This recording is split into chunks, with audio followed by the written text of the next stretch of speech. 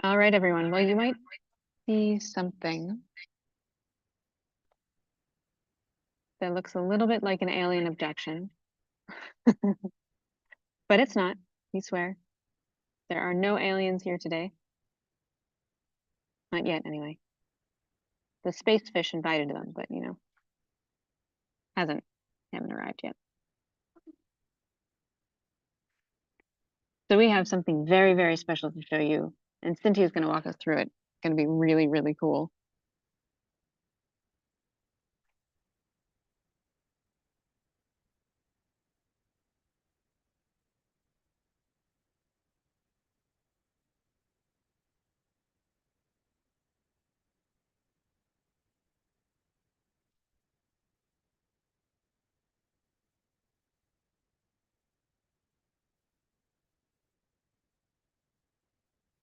So you might notice that what Cynthia has in front of her are are there four space rocks? Yeah. 4 space rocks. That's pretty cool. You got a lot of space things here. You got space fish, space rocks. The amazing things you can find at a science center.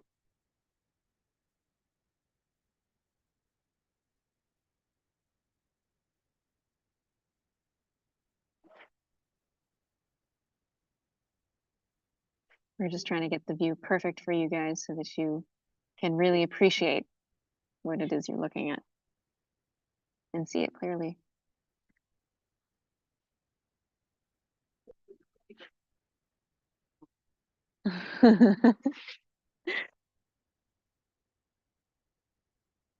Rocks are harder than phones. That's something we're learning today.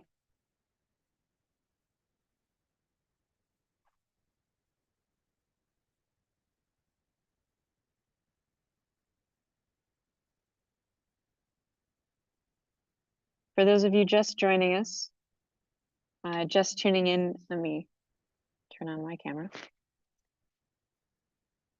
Hello, for those of you just joining us, we are here in the Akashi Planetarium in Akashi, Japan. Check out this amazing planetarium projector. Very cool. So right now what we're working on for you is to get a display of space rocks from the Akashi Planetarium. One of which Allende? One of which is Allende, which Cynthia has a very deep personal connection with that I hope she'll tell you about.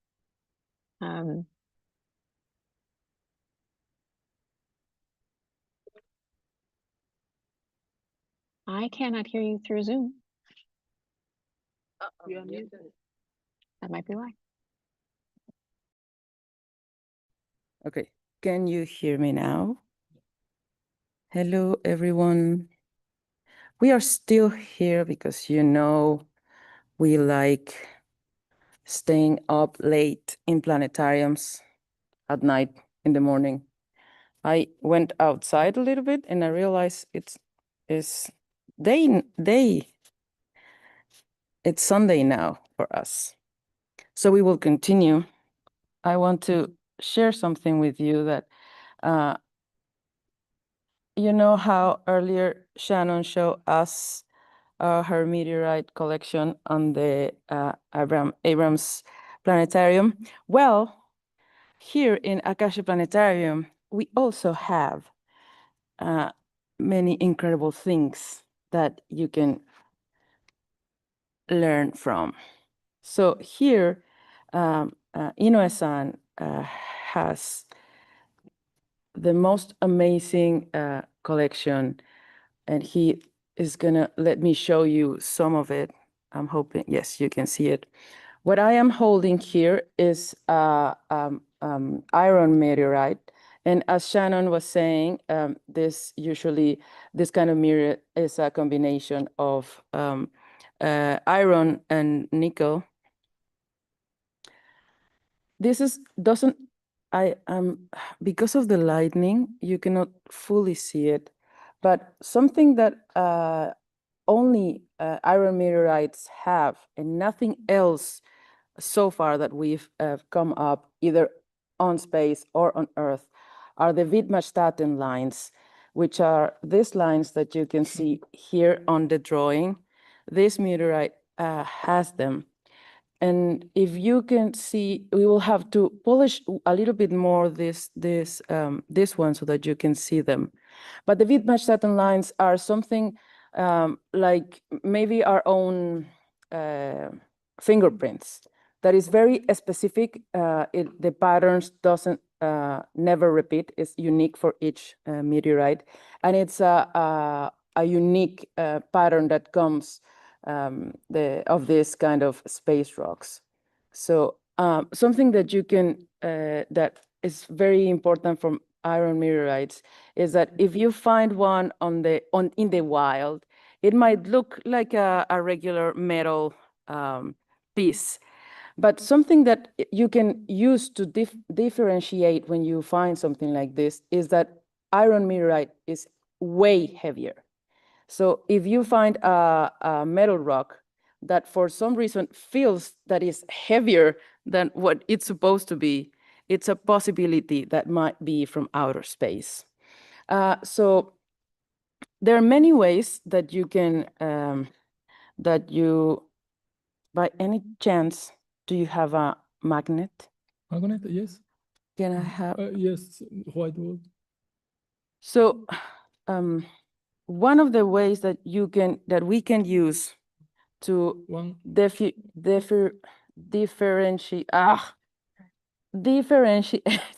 diferenciar in Spanish. Yes. Oh, it's too. I mean, I feel it, but I need it smaller. Yes. More stronger magnet, please. Oh, this is very nice. Yeah. Which one? No, but it's so small. One of there are many ways that you can use to differentiate that word, space rock from Earth rock. But the most common and the most easiest one is not a definitive test, of course, but it's going to help you a lot, is meteorites. All meteorites, every single meteorite is magnetic. So even it's very obvious that if we take this metal one and we take the magnet, it will stick to it. Wait, the camera. It's very obvious that it will stick to it because, metal. This is very strong. But we have other types of meteorite which are rocky or stony, which are this kind. What we are holding here, and oh my God, this moment is important for me. What I am holding here is a piece of the Allende meteorite that fell in Pueblito de Allende in Mexico on February 8 in 1969. This is a chondrite carbonite, and it's a stony kind of rock.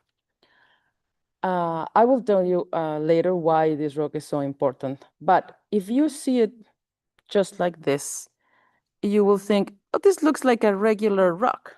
I've seen many rocks like this on my yard, or maybe might look a little bit volcanic because it has this a small darky places. So yeah, this is a regular rock. But what thing that makes a difference, like I told you, every single meteorite is magnetic. So I'm gonna try it. I wish electromagnetic force could be broadcast. But you cannot see what I am feeling, that it actually is attracting it. So if we would put a magnet on any kind of rock that look like this of Earth, it will not attract it will not be magnetic, it will not attract the magnet, but this, it does. And it's very, how do you say, not strong. What's the contrary word of strong? Weak. It's very weak. Thank you. Sorry, I haven't slept. It's very weak, the magnetic attraction that you feel, but you can actually feel it. So this is one of the first tests that you could use to know if what you have is actually a meteorite. So we're gonna come back to Allende last, because I want to show you another beautiful piece that Inoue-san was very kind to share with us. This is a palisade kind of meteorite. And pallasides are a combination of the two kinds that I show you. The first kind I show you, iron, metal, metal, and the second kind, which like the Allende, is a stony kind. So pallasides are a combination of these two, and they also have this kind of crystal formation that it does. It's really beautiful. I've seen some of them also polished, and you can see the transparency of it. Okay, the lighting that we have is not great. Very shiny. Very, very shining. It's iron. Yeah, we can see it. Yeah. But you can see here the small crystals that is showing. Okay.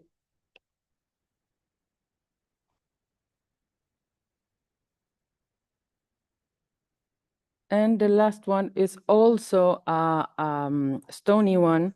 It's also a chondrite. This is from, where is this from? Australia, This is from Australia. Milviri, Milviri, No. no, you know, This is from Australia. Australia, yes. Something that I love about Japan is that everything is cute here. Like, what is this? This I can understand. So this is This is condor, los chondrites, not not condor. chondrite. So the chondrules are, like Inoue-san very easily was mentioning, this type of stony has chondrules, chondritas in Espanol, and this one doesn't have it. And this is what makes it very, very unique to Allende and to other carbonate chondrite stones. So we're gonna move this one so that we don't crush anything one on top of the other. I want to show people the creation of our solar system. So Allende is one of the most important meteorites in the world, and the most studied meteorite in the world, because it's one of the oldest that we have found on Earth. Allende is old enough, is as old as our solar system. So what I am holding in my hand right now is something that has traveled more than anything that we can think of, and is older in time than anything that we know. Anything on Earth, anything on other planets on our solar system, this rock is older than that. And we know this because of the chondrites, which is the small bubbles that were created during the big explosion when the gas formations were coming to create our planets and our different parts of our solar system. And also this particular piece that Inoue-san has is quite interesting and a little bit rare.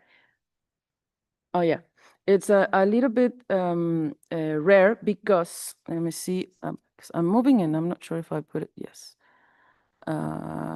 Yes, if you see this darker part, this darker part is the, I don't know how to say it in English. You know, like when you toast a bread. Bent, that's how it's called? When the toasty part of it. Charcoal, yes.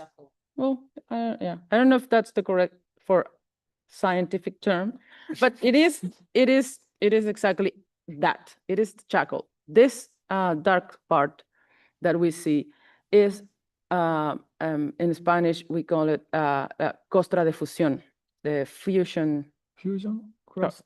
fusion crust. Crust. Yeah, Yeah. thank you. The costra de fusión, but individually our brains are not working, but together we are a whole. So this costra de fusión is one of the things that we have to prove that this was actually a meteorite, because only this burning process is when it comes through our atmosphere.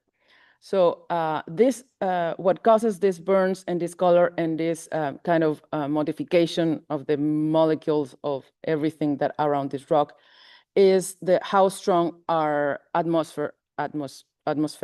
Oh my God, again, ya no puedo hablar. Atmosphere is, and I want to mention this. 3 minutes, 4 minutes. Oh, I can say plenty in there. Our atmosphere is one of the most, or probably the most important thing that we have. Okay. Oh, not 3 minutes, 3 seconds. Okay. Stop. I can continue. Because the atmosphere is this incredible thing that we have in this planet that protects us. If it was not for the atmosphere, we will all be dead. By now, we will have the same luck that dinosaurs had, because this rock was huge. And that's also one of the reasons that you can find Allende pieces all around the world, is because there are many, because it was so big. We were lucky that it was a stony one, not an iron one, because this kind of iron is so strong that the atmosphere would not destroy it. So we would be all dead if that what fell on that February 8 in 1969 was iron. We would not be here. But it was stony, so it burned, it went into pieces. So this is why we have all these small chunks of Allende meteorite from all around the world. And these tiny white dots that you can see are exactly one of these very ancient formations from the early solar system. So this is something that we wanted to share because Shannon was sharing her collection, and we were feeling very jealous of what Shannon was sharing, and we said, hey, we can do that too. And well, yeah, basically this is some of the rocks of collection of meteorites that you can find here in the Akashi Planetarium.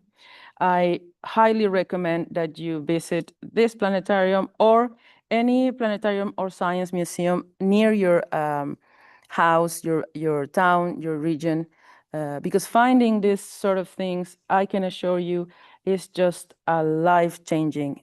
It was for me.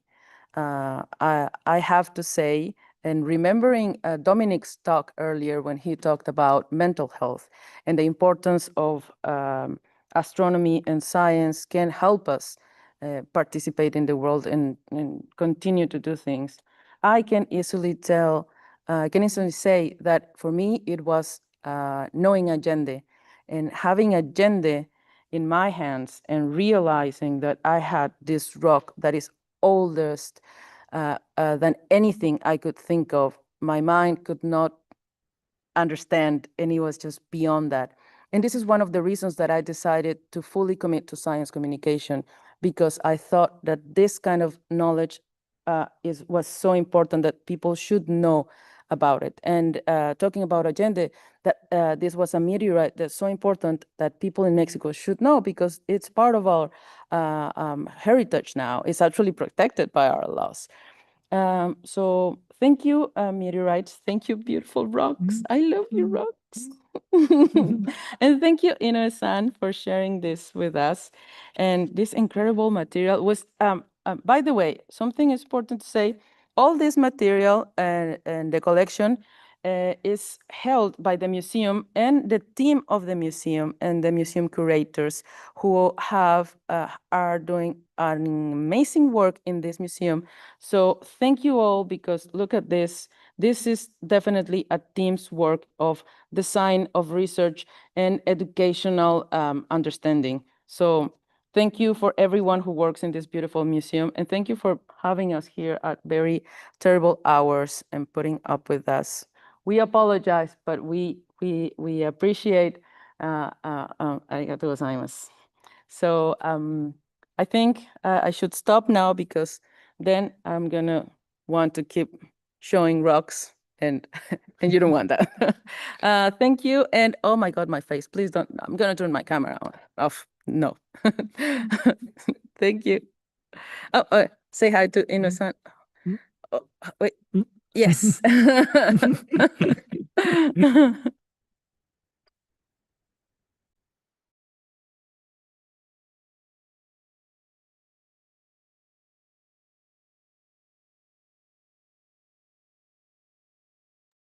Sorry, I forgot I was the one conducting this. Okay, we have some more videos, pre-recorded videos. Right now, we're gonna see the video that was sent by John Masken LaRose from Haiti. He's our knock from Haiti. So yes, thank you.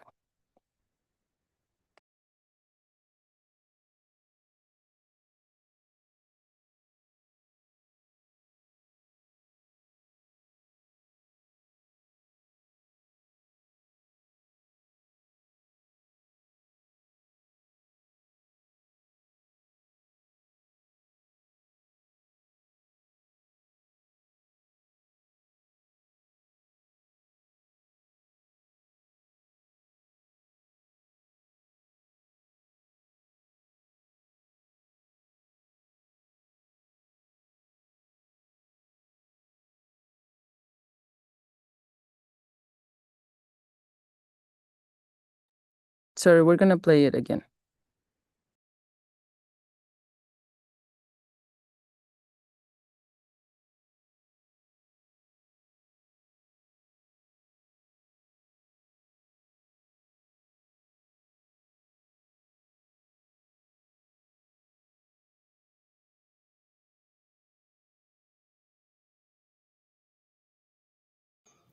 Welcome to 100 Hours of Astronomy this year, 2025. Hello everyone, my name is John Masken-Laos and I'm the National Coordinator for Astronomy Outreach in Haiti with the IAU International Astronomical Union. I hold a licensed degree in geology from École Nationale de Géologie Appliquée, and I'm a geology teacher at Lycée Marie-Jeanne. In English, Marie-Jeanne High School. Today, as the world celebrates 100 years since the first planetarium was built, I'm here to share a story of living our passion for astronomy without a planetarium and how we are working to build a stronger vision for future. To this day, Haiti does not have a planetarium, but that has never stopped us from keeping astronomy alive in our communities. In several cities, we organize star observation, activity, a workshop for children, and presentations for young people eager to explore the universe. For example, in Limonade. Limonade is a region in the northern of Haiti. William Gustave Connaught Haiti leads the Astro Club of Limonade, where over 50 children, teens, and adults gather to observe the sky using telescopes, binocular, and the Stellarium app. Stellarium app is one of the best apps. It is a guide for making star observations and to make the to observe the constellations. For example, on June 6th, 2025, the SHA, in collaboration with the Astro Club of Limonade, celebrated the global event on the moon again in Limonade. Limonade is a region in the northern of Haiti, as I've just said it. The acronym SHA means Société Haïtienne d'Astronomie. In English, Haitian Society of Astronomy. That means on June 6, 2025, the SHA, or Haitian Society of Astronomy, in collaboration with the Astro Club of Limonade, celebrated the global event on the moon again. Binoculars and telescopes were made available to the public for observing the moon, accompanied by open discussions between club members and visitors. Astronomy in Haiti is more than just science. In many areas of the country, work the people who work the land place great importance on the seasons. And the moon phases. They use the moon phases to know the best time to plant, harvest, or prune trees. For example, waxing moon is ideal for sowing crops, while waning moon is better for harvesting or working soil. The moon phases are closely tied to the seasons. As these observations help farmers understand rainfall cycles, dry period, and best time for the work. In the past, I thought these practices were purely supernatural, but over time, I have come to understand the scientific basic. The moon, through its rotation thrust, helps Earth maintain its rotation axis and a stable balance. Without this stability, life on Earth would not be the same. This is what we call seasons. So when we look at the sky, we are not just learning science. We are seeing how tradition, life experience, and science come together to help us understand the universe. We have a clear dream for the coming years to build the 81st Planetarium, a center where students and teachers can learn about the sky, where families can come and observe, and where we can all share knowledge with the international community. This planetarium would serve as an educational space to raise the level of science in school, a community gathering point where everyone can experience astronomy together, a bridge between Haiti and the world, showing our ability to pursue advanced science and despite challenges. We do not have a planetarium today, but we believe that tomorrow Haiti will have its own planetarium. To conclude, as the world celebrates 100 years of planetarium, Haiti adds its voice to this movement. We invite the international community to continue including Haiti in the scientific journey so we can share more knowledge and experiences. The sky is open to everyone. Even without a planetarium, Haiti raises its eyes to the stars with hope in its heart. Thank you for joining the global event, 100 Hours of Astronomy this year. And thank you for watching this live stream. Goodbye.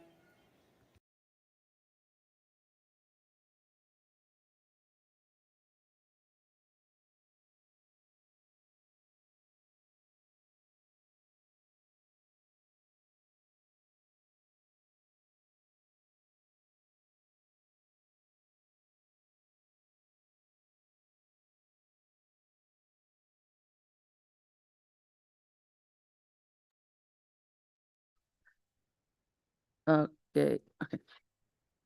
Before we start, every single bit, every participation that we will have in this slot is video. But this particular one, and if you're from Mexico and from Guadalajara, Mexico, you will see that this is the dome of the Lunaria Planetarium. And Lunaria Planetarium is one of the newest, it has around 5 years in Mexico. It has one of the best projectors, very, very high modern projectors. And they are conducting a lot of activities this weekend in collaboration with the astronomy, my English is terrible. La Sociedad Astronómica de Guadalajara. Sociedad Astronómica de Guadalajara is a very long community society, astronomical society in Guadalajara. And I have to say that it was my first approach to astronomy. I can show you these lines that I have on my hand are Galileo's representation of Jupiter and it's loons.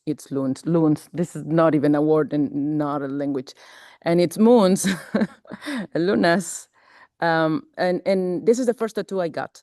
And I got it because the first time I joined the Sociedad Astronómica of Guadalajara, they were conducting stargazing one night. And it was one of those nights like today that we stayed all night just nerding around.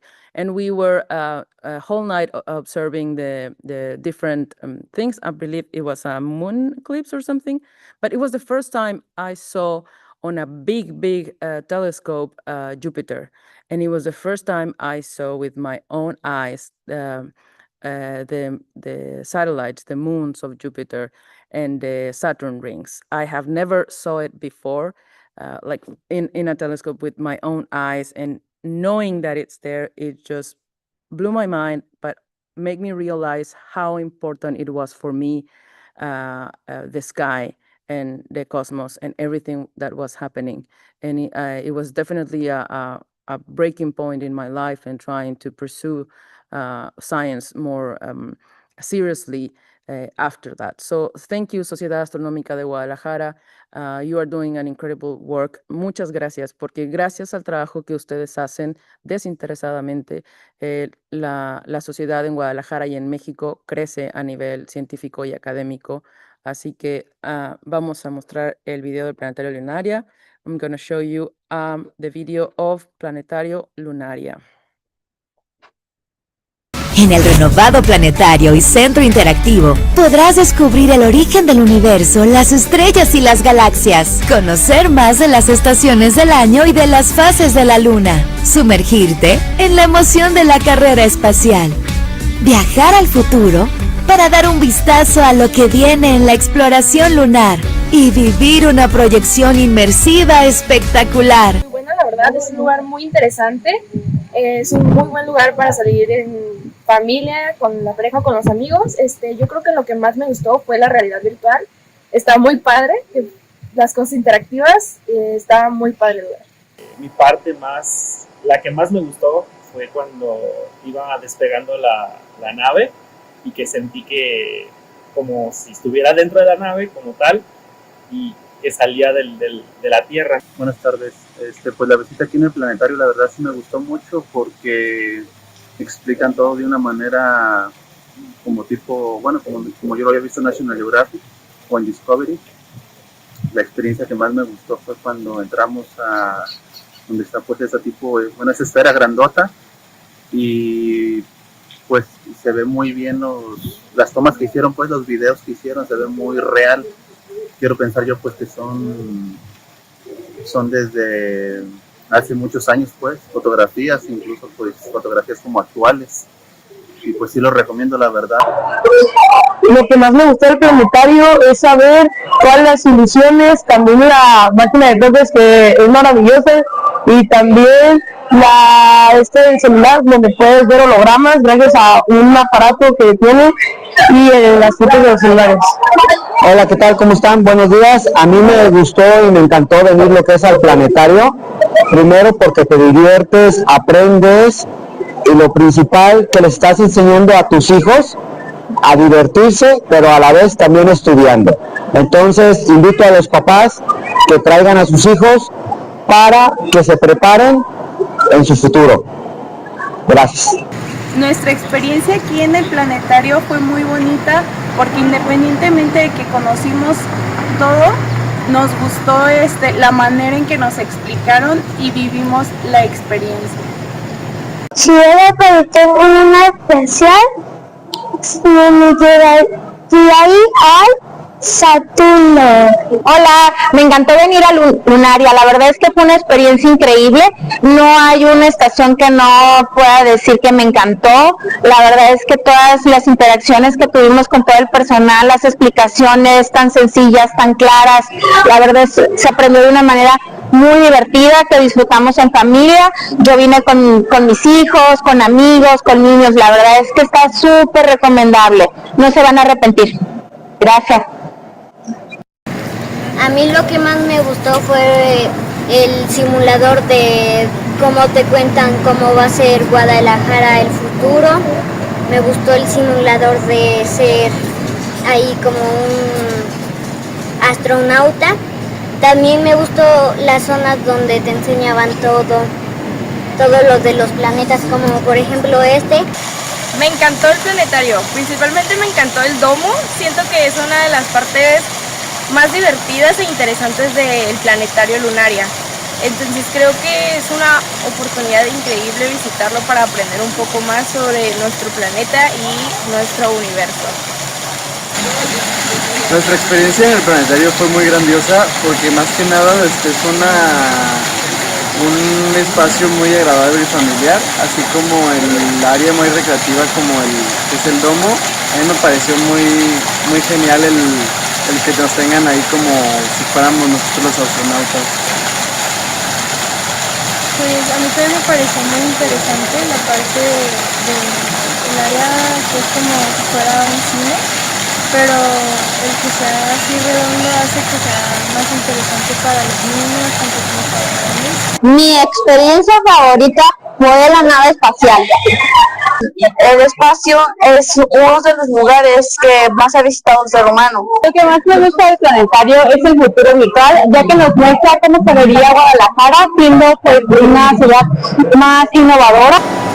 Si el planetario fuera una nave espacial, me gustaría que me llevara a todas las galaxias, en especial a la galaxia Andrómeda, que es una de mis galaxias favoritas y siento que son muy interesantes. No esperes más.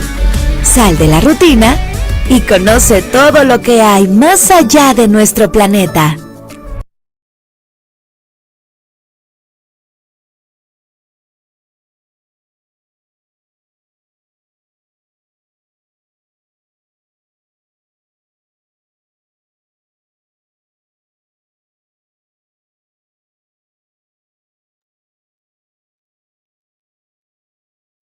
Okay, what we just saw was some of the visitants in Planetario Lunaria during the activities, and they were asking what was the best thing that they enjoyed.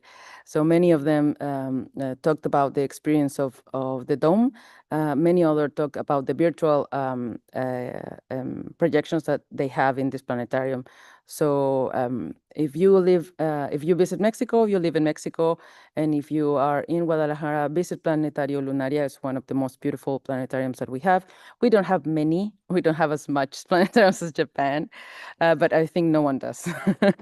But okay, we will continue. Now we have Marcos Avalos from Costa Rica. So yes.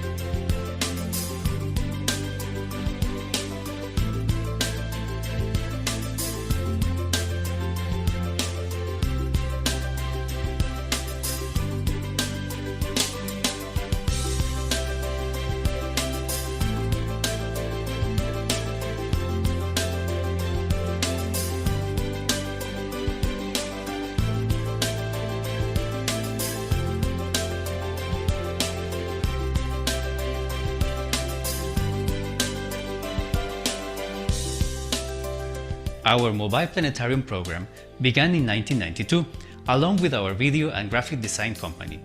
Back then, we had no reference of how to operate a planetarium, so we just invented our way of doing things. This classic startup model worked for us for almost 25 years, during which we implemented different techniques and technologies to design the shows.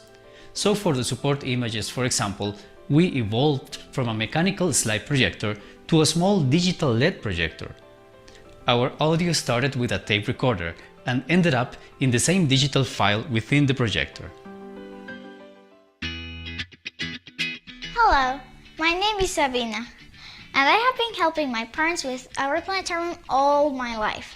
My sister and I are the official narrators of all the programs made for kids, either in English or in Spanish. I can remember when I first narrated a program for our planetarium. My family says I was still 3 years old.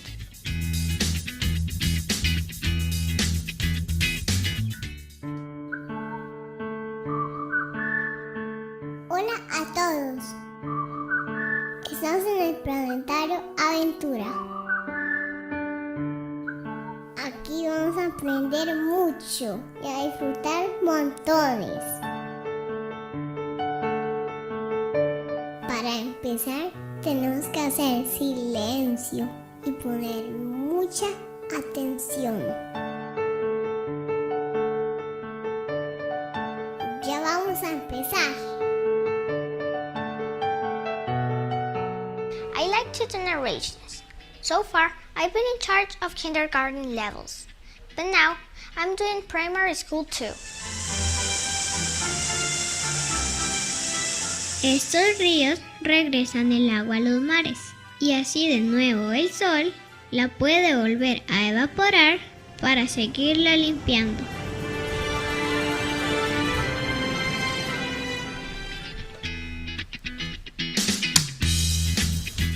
I never came to see this thing working. They say it projects all the stars in the dome.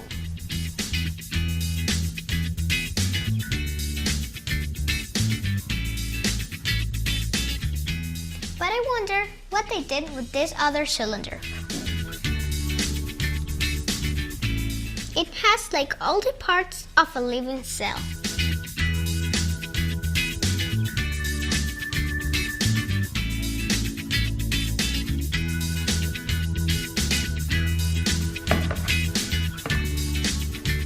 This other one has all the continents of the Earth.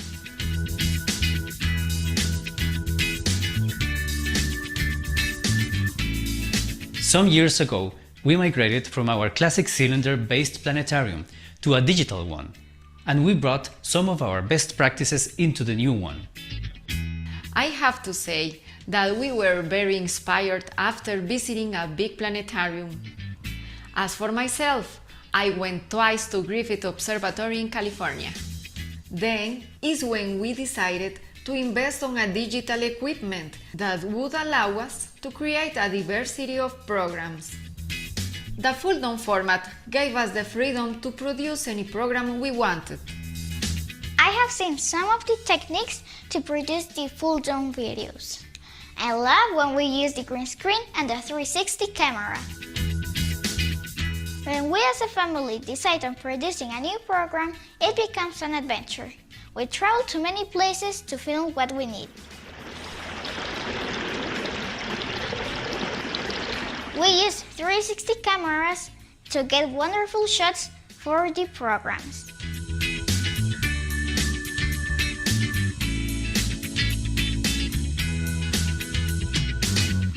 I know it takes a lot of time to select the music, to write the scripts and narrate them.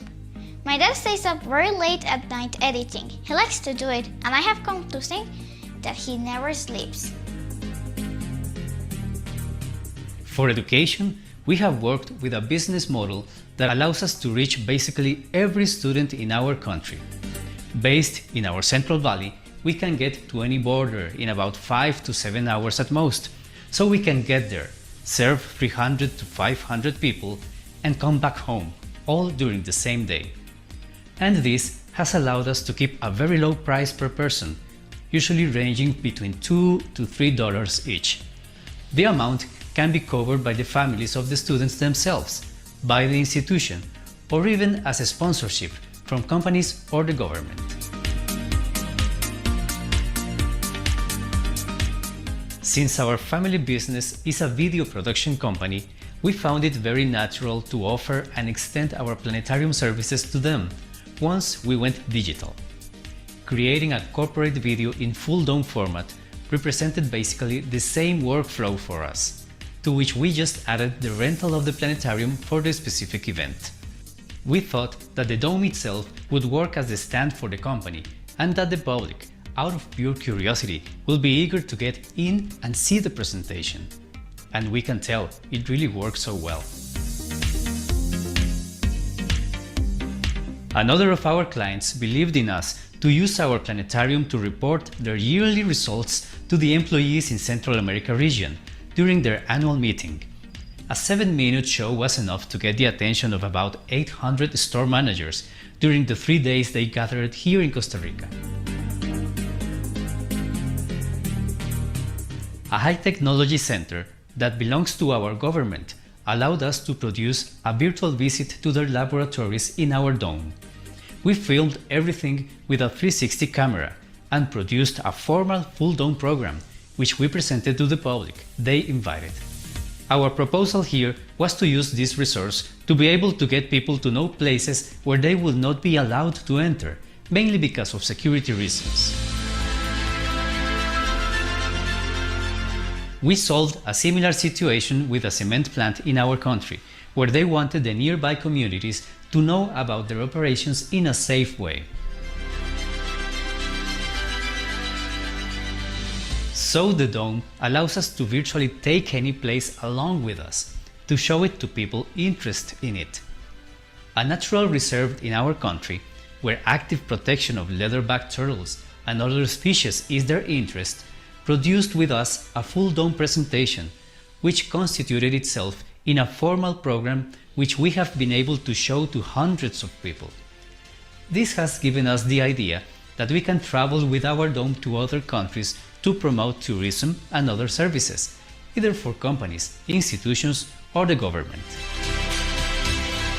All in all, we are aware that we have a very powerful communication, learning, and entertainment tool in our hands. I think we have a very huge responsibility, especially with the kids. There was a time when I was preparing the dome for the next show in school, and I found a little girl sitting and crying outside the planetarium. Very worried, I asked her what was happening, since she had just finished our show. And she told me that it had been the best thing that she had experienced in her whole life. So what now? We have extended our planetarium online so students and people can enjoy our virtual field trips guided by our contents and ourselves. Furthermore, we turned the programs of our planetarium into a virtual reality experience. I tell you, it really looks nice. Tabby, can I borrow them, please?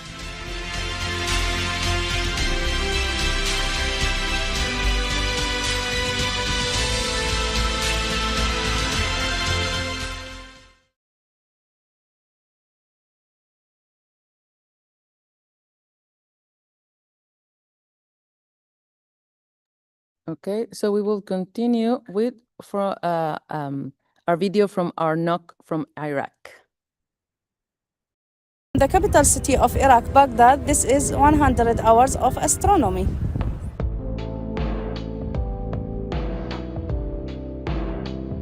بمناسبة الاحتفالية الدولية 100 ساعة فلكية، قام فريق صلاح الدين الفلكي فعالية الرصد الفلكي في المعهد الإسحاقي. فعالية شهدت حضور كثيف من المواطنين وتم تقديم معلومات فلكية مهمة للجمهور. شاركت في الفعالية أساتذة الجامعات ومدرسي المدارس وعموم المواطنين. تم رصد عدد من كواكب المجموعة الشمسية، تعريف الجمهور بعلم الفلك وطريقة استخدام التلسكوب، ولاقت الفعالية إقبالا شديدا من المواطنين. شكرا للأستاذ ياسر علي أحمد على استضافته للفعالية وإلى فعاليات أخرى إن شاء الله. بمناسبة اليوم العالمي للشعوب الأصلية والإسعاف والنعم،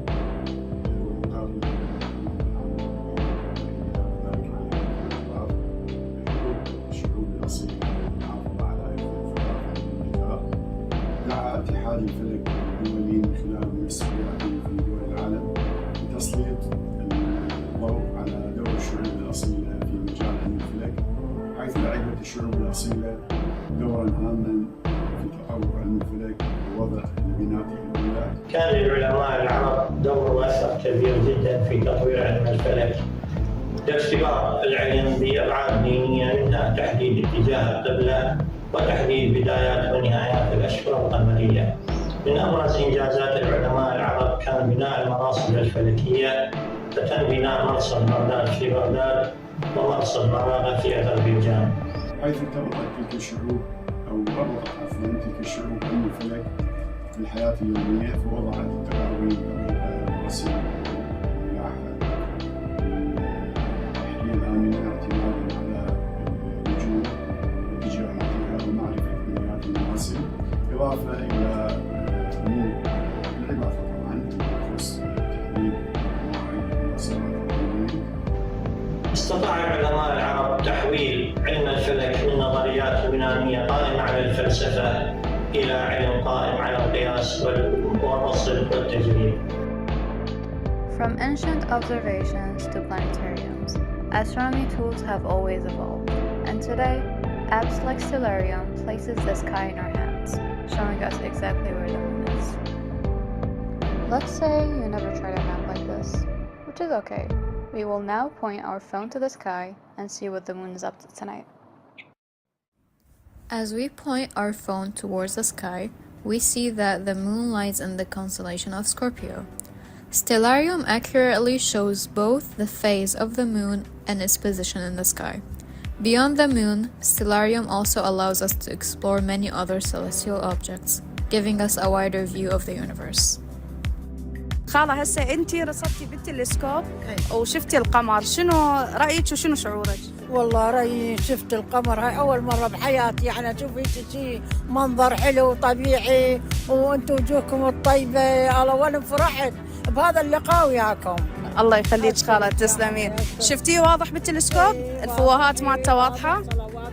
واضح حبيبتي، وعلى هاي اللي خليتونا قربتونا على هذا الشيء اللي ما شايفينه أول مرة نشوفه. الله يخليك، شكرا خالة. In recent years, people in Iraq have become more aware of astronomy than before. This is thanks to our dedicated astronomical teams, who work tirelessly to provide scientific sessions and public observations, whether in schools, local parks, or universities. The goal has always been to share the importance of astronomy with people of all ages, from children to adults. And every group has shown us passion for the night sky and the celestial objects introduced in these events. None of this would have been possible without the support of our country, especially the Ministry of Youth and Sport, which has provided us with the right equipment and valuable opportunities. As the only department in Iraq offering the opportunity to study this field, we have been fortunate to welcome passionate students and outstanding faculty members, professors who never fail to inspire curiosity. With dedicated teachers come even more dedicated students, ready to continue this journey into the future. We look forward to expanding the horizons of our work and spreading wider knowledge about the wonders of astronomy, with the hope of receiving continued support for our progress.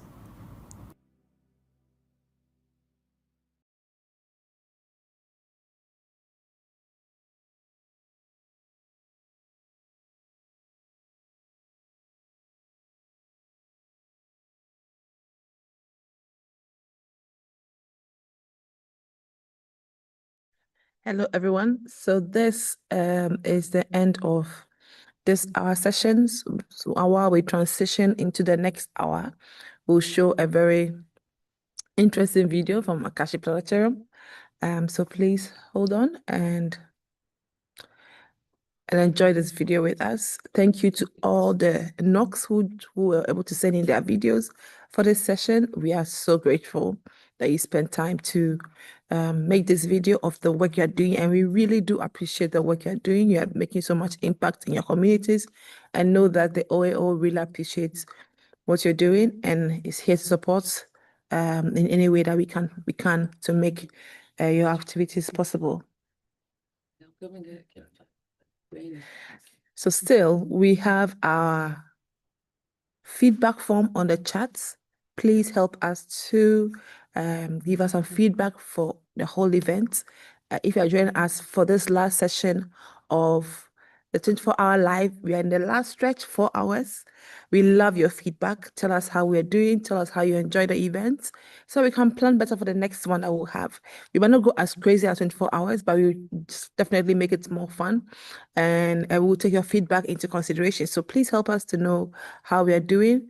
We are still collecting information on what the moon is called in your language and also which country you're joining us from. So I will put in the links in the chat. Please do go there and give us your inputs. And then at the end of our 4-hour live, when we end, we will definitely show the beautiful word clouds that we have for countries and for moons and for everything that you have shown us. So please do go there and support us by giving us your feedback. Okay, thank you very much.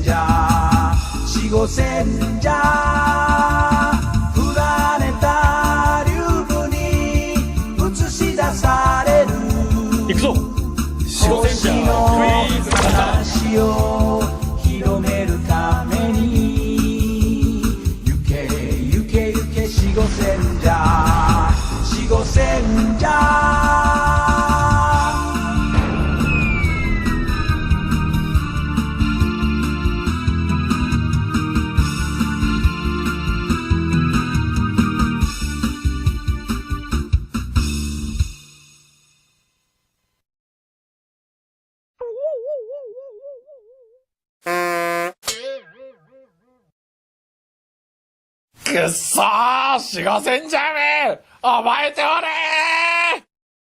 今度こそ死後戦ジャーをやっつける方法を解き明かし解き明かし解き明かしあっウーサム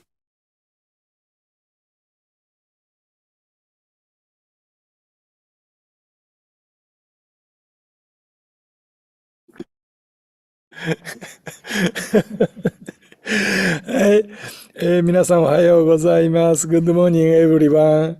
Our 24-hour planetarium event now has only 3 hours left.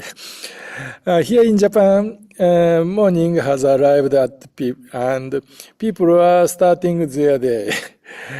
Thank you for joining us as we take a look at some remarkable science museum and planetariums from Japan. Okay, the first, we visit Toyama Science Museum in Toyama Prefecture. This museum inspires people of all ages with this planetarium and a wide range of engaging science experience. Sorry. And next, next is the Kyoto Municipal Science Center for Youth. Located in the historic city of Kyoto, it is designed especially for children and young learners, helping them explore science through hands-on exhibits and impressive planetariums. The third, we then move to Science Hill Komatsu in Ishikawa Prefecture. Its modern science museum features advanced technology and space-related displays, together with an impressive planetarium experience. Fourth, finally, we introduce Cosmoria, a unique science museum that exists in a virtual space. It survives a creative playground and an experimental platform, offering new ways to experience science beyond physical walls. These 4 places show how Japan blends education, innovation, and wonder of inspire future explorer of the universe. Now, let's watch the video together.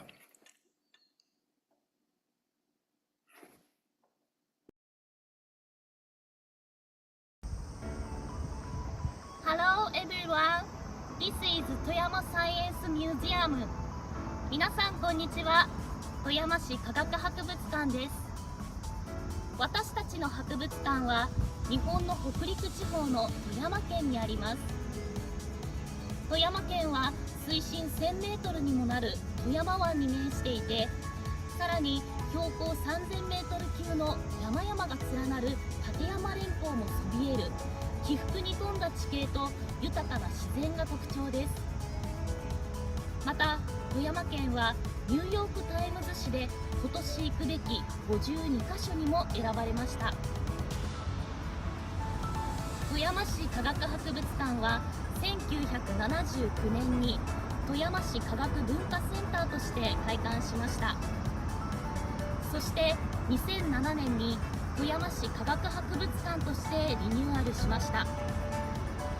変化に富んだ富山の自然を科学で探る展示とプラネタリウムがある博物館です。はい、それではここからは私たちのプラネタリウムについて紹介します。当館のプラネタリウムはドームの直径が18メートル、座席は175席あります。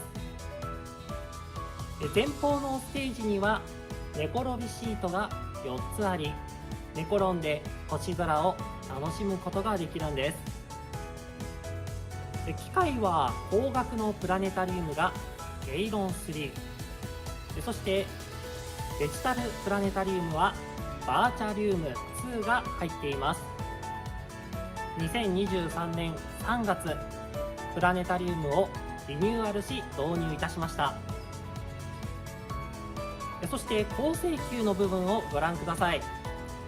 中央の帯の部分、こちらは富山県の高岡が誇る伝統工芸の一つ、高岡銅器をで作った特別仕様となっています。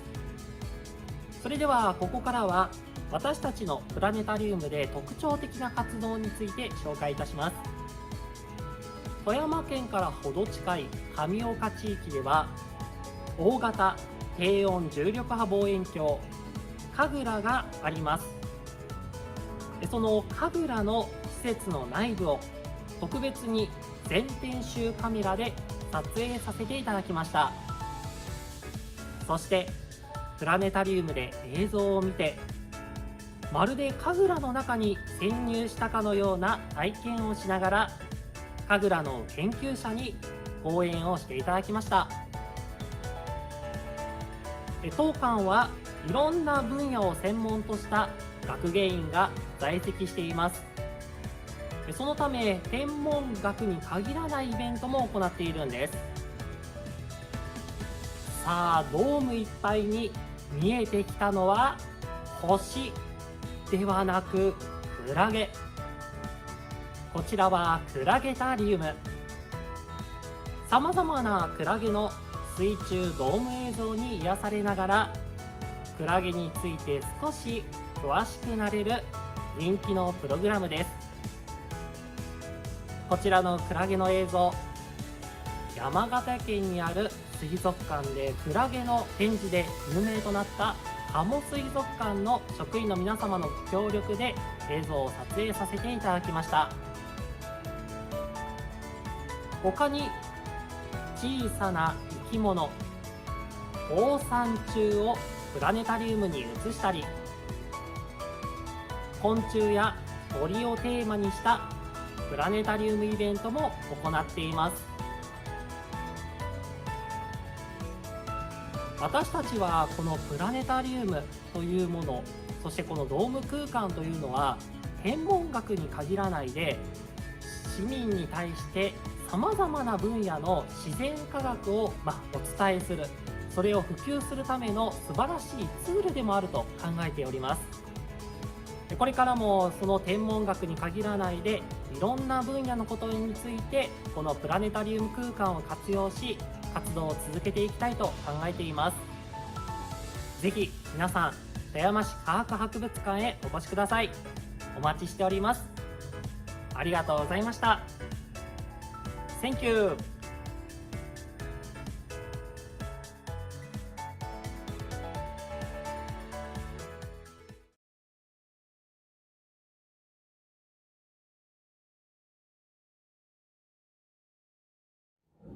皆さん、こんにちは。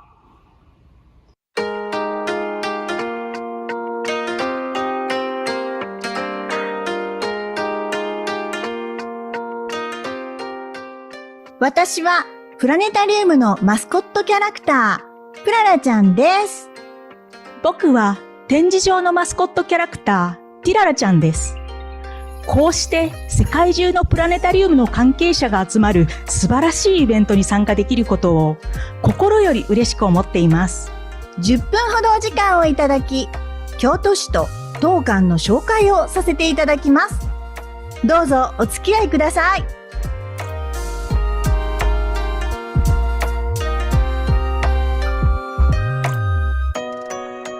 当館は日本の京都にあります。1969年に開館しました。今では幼い子供からお年寄りまで年間約14万人が訪れます。プラネタリウムのドーム径は16メートル。光学式プラネタリウムは後藤工学研究所のオルフェウス。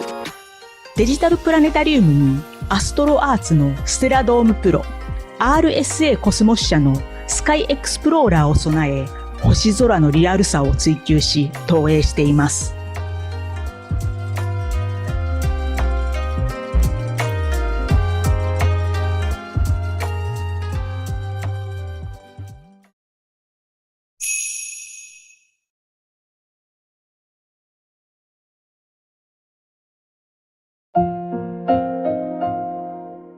京都は東京に日本の首都が移った1869年までの約1100年間、日本の首都でした。千年の都と呼ばれ、数々の文化遺産があります。私たちの施設の近くにある伏見稲荷大社も、毎日世界中から来られた多くの観光客で賑わっています。京都には昔、陰陽師と言われる天文学者たちがいました。彼らは日食や月食などの天文現象を予測するとともに、暦を作り、政治に助言しました。今ではファンタジックなイメージと結びつき、妖怪を退治したとか、式神を操ったなどという伝説も残っています。12世紀から13世紀にかけて京都に暮らした公家は、伝聞や自身の記録を交えた日記、明月記に彗星やオーロラの記録を残しています。京都市は北緯約35度にあり、めったにオーロラは見られませんが、1204年2月21日と23日に京都でオーロラを観測したと記録されています。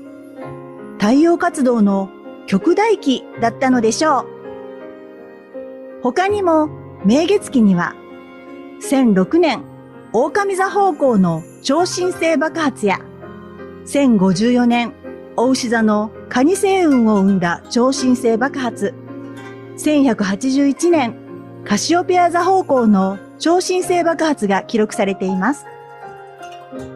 ガリレオ・ガリレイが初めて望遠鏡で月を覗いてから4年、1613年に日本に望遠鏡が伝来し、1790年頃、日本初の望遠鏡が作られました。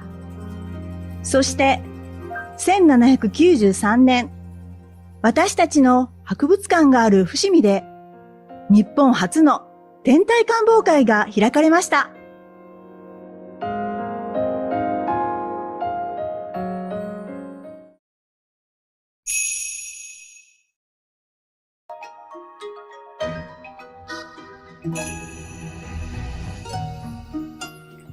当館のプラネタリウムのプログラムは職員がオリジナルで制作しています。解説もすべて録音ではなくライブ解説で、観客の反応に合わせてプラネタリアンが話し方を工夫します。科学や天文以外にも歴史や芸術など幅広いジャンルの話題を取り上げています。先ほどの陰陽師をテーマとしたプログラムを制作したこともありました。京都の伝統行事、五山の送り火の頃には、プラネタリウムドームに投影する夜景にも送り火が灯ります。京都市交響楽団に所属する音楽家とコラボレーションし、コンサートを行ったこともあります。現在は、ゴッホや葛飾北斎といった有名な画家が描いた星空の絵を紹介するプログラムを投影しています。世の中は天文に興味がある人ばかりではありませんが、自分の関心があるテーマを入り口として天文の世界に入ってきてもらえるよう工夫しています。最近行ったユニークな取り組みは、プラネタリウムの中で日本の伝統芸術である生け花を行うというイベントです。その様子をご覧ください。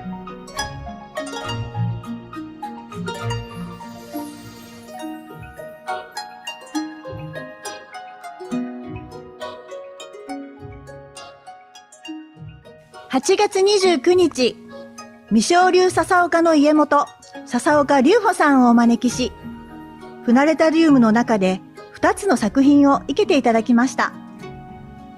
この日は旧暦における七夕の日でした。七夕は中国から伝わってきた行事で、日本では笹に願い事を書いた紙を吊るし、星に願いをかけます。主役となるのは、織姫という女性に見立てられたこと座のベガ、剣牛という男性に見立てられた鷲座のアルタイルと天の川です。生け花とは草花や木を素材として花期とともに自然の姿を表現し、空間に美しさをもたらす芸術です。7世紀にお坊さんが仏様のために寺院で花を供えたことが始まりだと言われ、中世室町時代に芸術として発展しました。イベントでは星空に関する2つのテーマを設定し、そのテーマに沿ってプラネタリアンが星空を解説し、笹岡さんに花を生けてもらいました。これは天の川沿いの星空をイメージした作品です。南十字を思わせる十字形に花が配置されており、黄色い小さな花は天の川の星々を表しています。最も印象的なピンク色のサルスベリは、日本の夏を代表する花の一つです。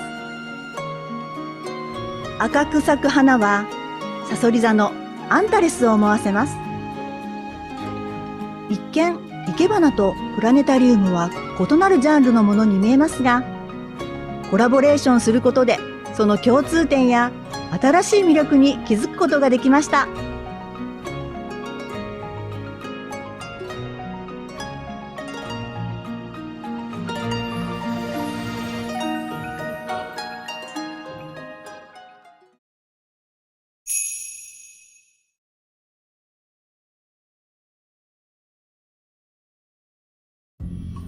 ドイツで近代プラネタリウムが生まれて100年。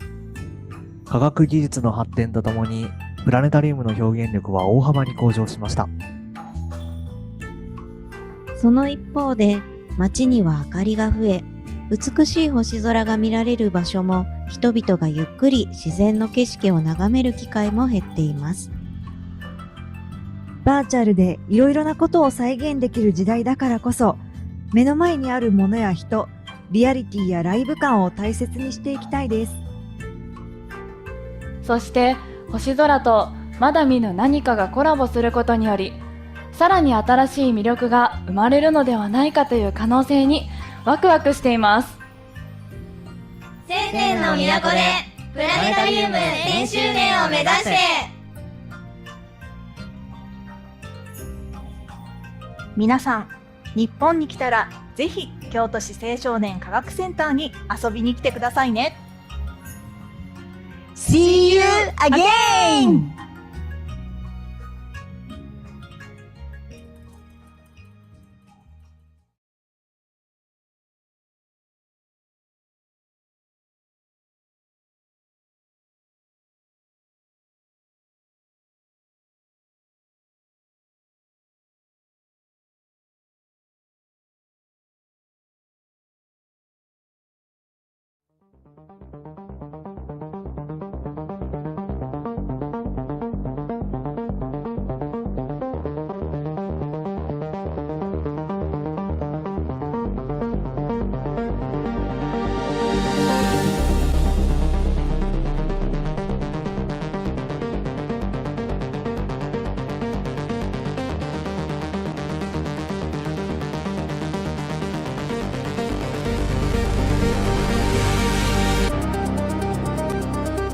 皆さんこんにちは。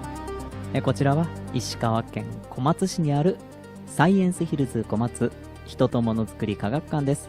私は解説員 K こと北本則夫と申します。同じく解説員 T こと田井静香です。解説員 N こと中由美子です。よろしくお願いしま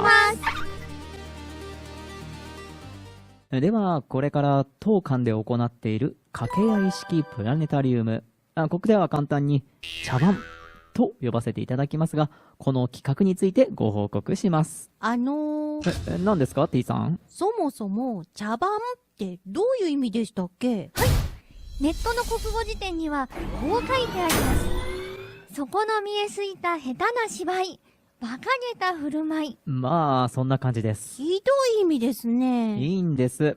当館では自作番組で行う少し滑稽な解説を自虐的に茶番と呼んでいます。例えば私が星空を解説しているところに N さんがチャチャを入れるみたいな感じですよ。こんにちは、私火星人です。確かに茶番ですね。はい。では早速やってみましょう。今日は南極昭和基地から星空をご紹介します。南極？日本じゃないんですか？どうせ他でもやってるでしょう。日本の空なんて大体一緒ですよ。どうして南極なんですか？先日私南極に行きまして、そこで感じたことを話したいなと。感じたこと？天の南極のことですよ。天の南極？北半球では北極星を探せば近くに天の北極があります。南極ではそれに当たる星がありません。はい。つまり、夜空で天の南極の位置を知ることはとても難しいんです。なるほど。でも、昔から見つけ方は知られてますよね。南十字の長い棒を 4.5 倍伸ばすとか。それ納得いってます？そもそも 4.5 倍が分かりにくいのと、あと実際に線を伸ばしても、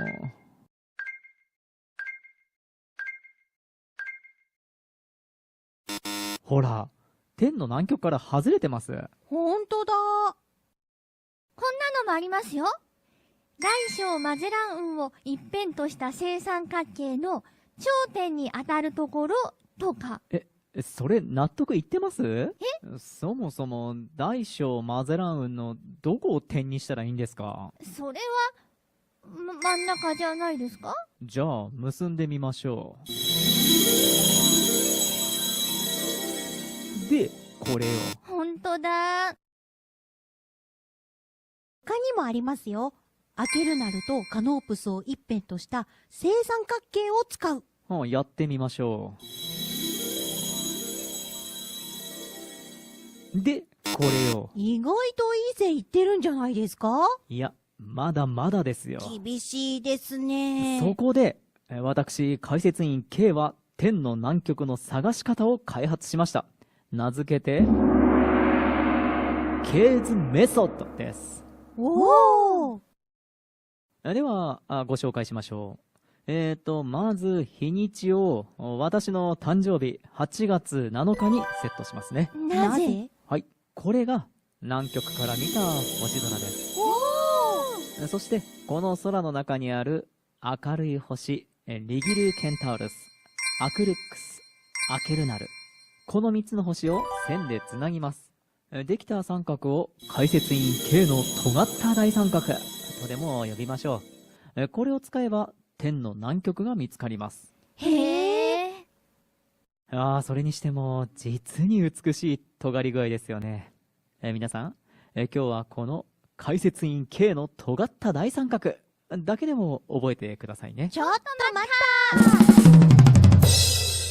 何ですか二人して。その変な三角。解説員 K の尖った大三角が、どうしたんですか？あれが美しいなんて、ちゃんちゃらおかしいですよ。私たちが本当の美しい尖った大三角を教えてあげます。何ですって？皆様、北の空をご覧ください。乙女座の一等星、スピカが輝いています。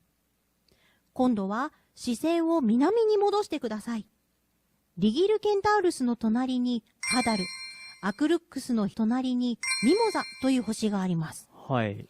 K さんはリギルケンタウルス、アクルックス、アケルナルなんて長い名前の星を使いましたけど、このスピカとハダルとミモザの方が名前が短くて覚えやすいんですよ。スピカ、ハダル、ミモザ。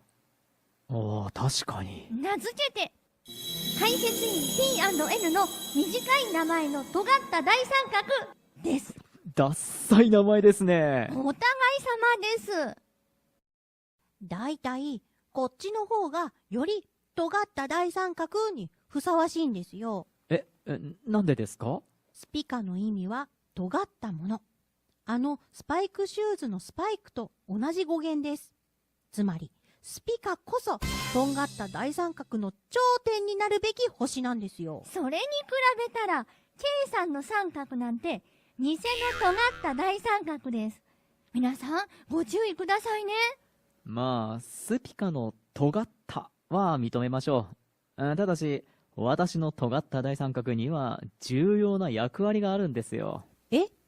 このアクルックスとリギルケこの尖った大三角の短い辺の真ん中からアケルナルに線を結んでください。するとその線を9対11に分けるところに天の南極があるんです。なんですって？そう。ケイズメソッド。私が開発した天の南極の探し方です。そのための三角だったのか。ただ尖ってるだけではなかったのね。その通り。つまり、私の解説員 K の尖った大三角は、キングオブ尖った大三角。まさに、真の尖った大三角。あなた方の三角こそ、偽の尖った大三角ですよ。さすが南極に行った人は違いますね。いや、お二人こそスピカに尖った大三角を結びつけるなんていい気づきでしたよ。ありがとうございます。南極に行って K さん、一回りも二回りも大きくなられましたね。ええ、腰回りがね。これからも応援してます。頑張ってください。はい。皆さんも南半球で夜空を見上げたとき、天の南極を探してみてください。といった感じです。茶番はいかがでしたか？石川県にお立ち寄りの際には、ぜひご覧ください。茶番がいつあるかは、ネットで調べてきてね。以上、サイエンスヒルズ小松でした。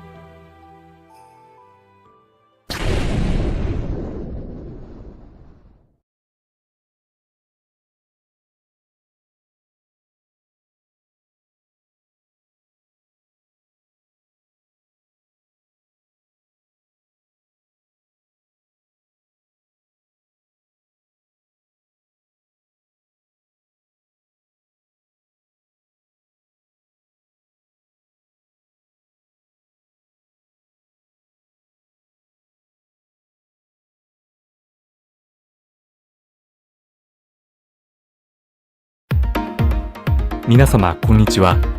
天文仮想研究所です。私たちは VR チャットというソーシャル VR プラットフォームで活動する宇宙コミュニティです。ソーシャル VR は遠隔地の多人数をオンラインで結び、その場で会っているかのようなコミュニケーションを可能とします。私たちはここで 3D モデリングなどの創作活動やVR 空間内での交流を行っています。 VR チャットユーザーは Unity というゲームエンジンを使用して 3D モデルやシミュレーションなどを VR チャットに持ち込むことができます。私たちが制作した博物館型のコンテンツ VR 宇宙博物館コスモリアは現実にある施設ではありません。オンライン空間に存在しており、インターネットに接続されたパソコンがあれば、世界のどこにいても遠隔地の友人と一緒に訪れることができます。コスモリアには7つの常設展示室と天文台、プラネタリウム、そして企画展示室があります。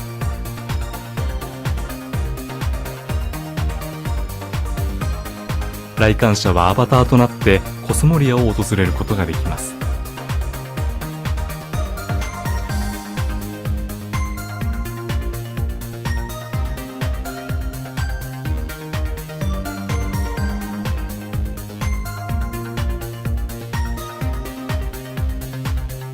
VR 空間ならではの資料展示、解説を行い、より直感的な理解を幅広い対象に提供することで、天文学や宇宙開発の発展に寄与することを目指しています。また、オンラインでありながらも、資料を複数人で囲いながら科学コミュニケーションを行えるのが特徴です。来館者は時に解説者にもなり、彼らは来館者の声を拾ってインタラクションしながら解説を進めます。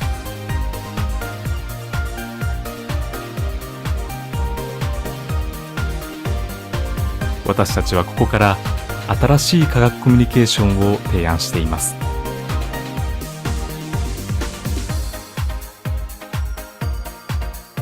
プラネタリウムはカールツアイス2型を設置しています。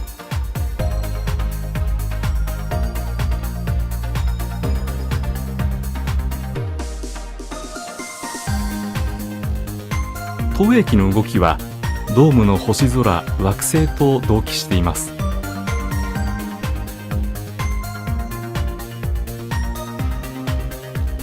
密集などの基本的な機能が揃っており、緯度、経度、日で変わる投影機の姿を見ることができます。ここでは誰もが自由にプラネタリアンになることができます。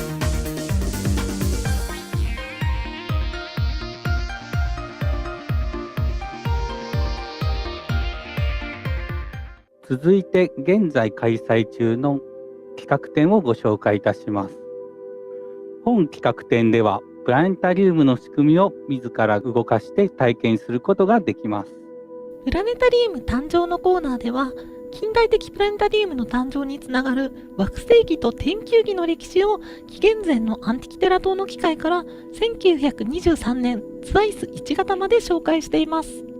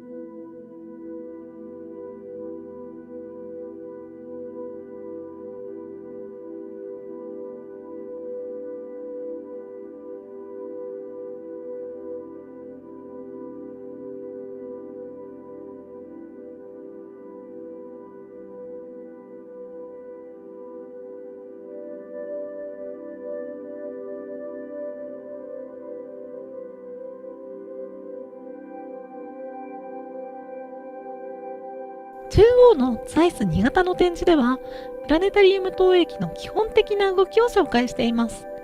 日周運動、年周運動、採算運動、緯度変化をどのように再現しているかを地上だけでなく宇宙からの視点も交えながら体感することができます。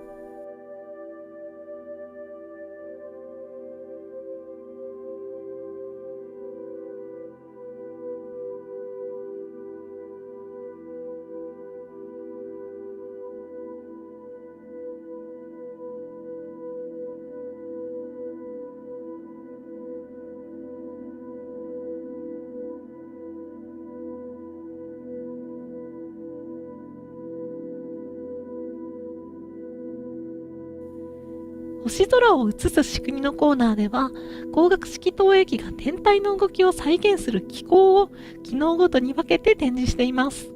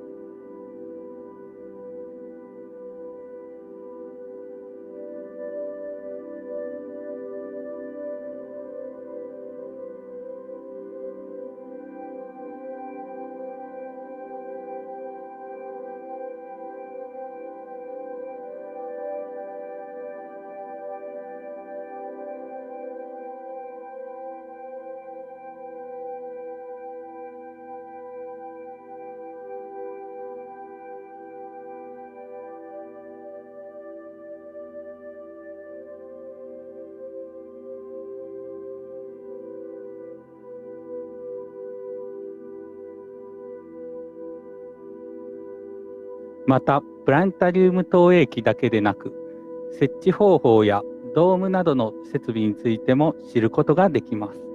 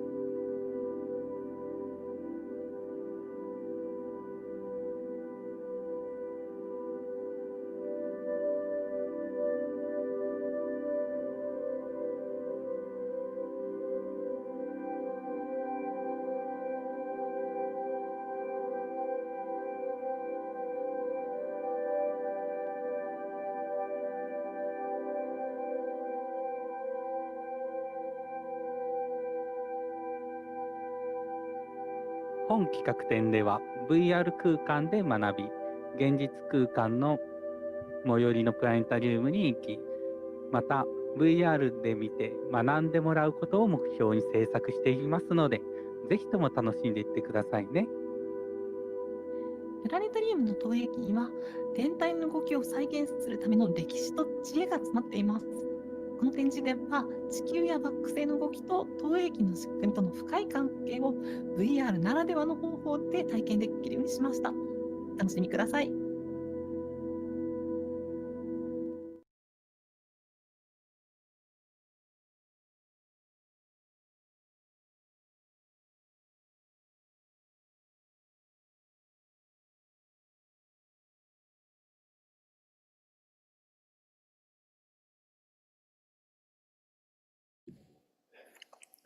Thank you very much. I love you all. Wonderful. Yeah, thank you for joining our program. Thank you. Okay, just now I want to introduce our planetarium history. Akashi Municipal Planetarium is located in the 135 degrees of east longitude. It has a very long story.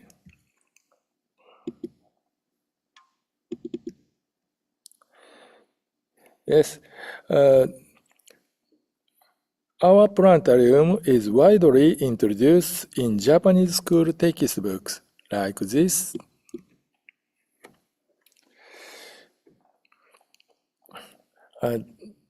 Just as many people know that the prime meridian runs through Greenwich, most Japanese know that the Japan Standard Time meridian runs through Akashi City. There are many meridian monuments in the Akashi. The oldest one was built in 1910. Since then,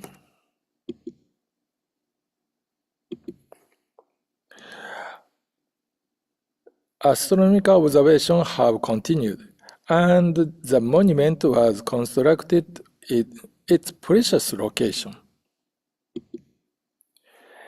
In 1960, Akashi Municipal Planetarium was built at the exact meridian position.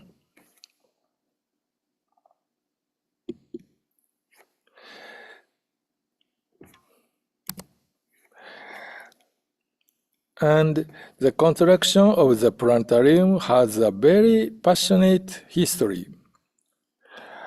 A Carl-Zeiss UPP 233, one of the most advanced planetarium projectors of its time, was installed. Over half a century since its opening, Akashi Municipal Planetarium is a popular spot for astronomy education and tourism.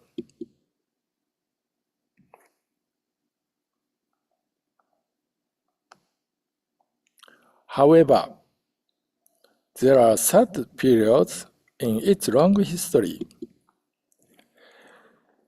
In 1995, a huge earthquake called the Great Hanshin Awaji earthquake struck the town of Akashi. The facility was severely damaged. The situation was so bad that Akashi city authorities considered shutting down the planetarium business. But there's one hope. The old Zeiss Planetarium survived.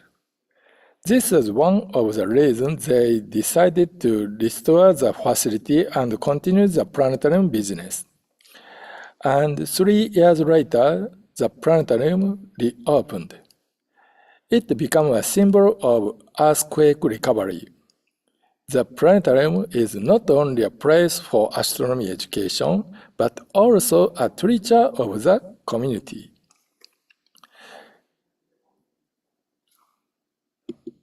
We strongly hope to pass our planetarium on to future generations. Thank you very much for giving me the time to introduce the history of our planetariums. Yes, thank you. So we have in Japan, we have many planetariums and variety activities. So next year, we held the IPS 2026. If you visit to Japan, you can find the variety of the Japanese planetarium activity. So I hope, looking forward to see you in Japan. Thank you. Okay, I have a little rest, and next start will be open the 10 o'clock. See you again.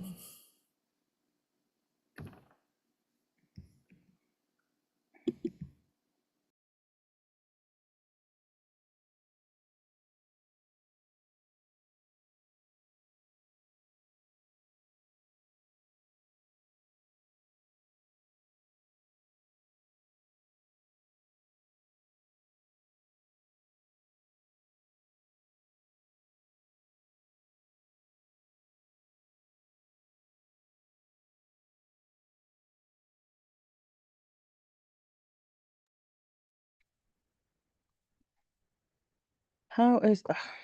I don't have a light.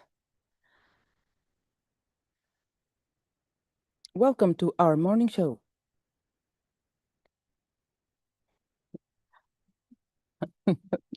Sorry, I'm really tired. I wanted to say, there's this show from Chile. We've been talking a lot about Chile because of the big observatories that they are in that incredible, beautiful country in South America. But we have not mentioned something that is very important, which is the legacy of Chilean to the world, which is 31 minutos. Okay, we have a buffer time, so I can do whatever I want. And I'm going to use this time to talk about communication doing great. So 31 Minutos is a news puppet show that comes from Chile. If you've never seen it, you can go to YouTube and just click 31 minutes in Spanish. It's in Spanish, obviously, but it's one of the best shows that has been done in the past 20 years. And I'm mentioning it because I enjoy so much the really silly jokes that they make, but I do like that they have done it with very particular and very specific way of communication that you can even say that they have developed their own language within 31 Minutos Muppets. And I like this kind of communication. They don't necessarily do science.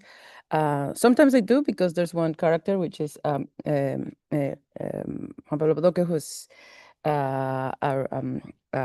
he has a section of kind of a scientific in a way, but they talk about many important topics. Could be political, could be activist, could be just random things that they find on the street. They also sing. They are actually about to have a Tiny Desk concert, so that might put them on the more international map. They will be on next week.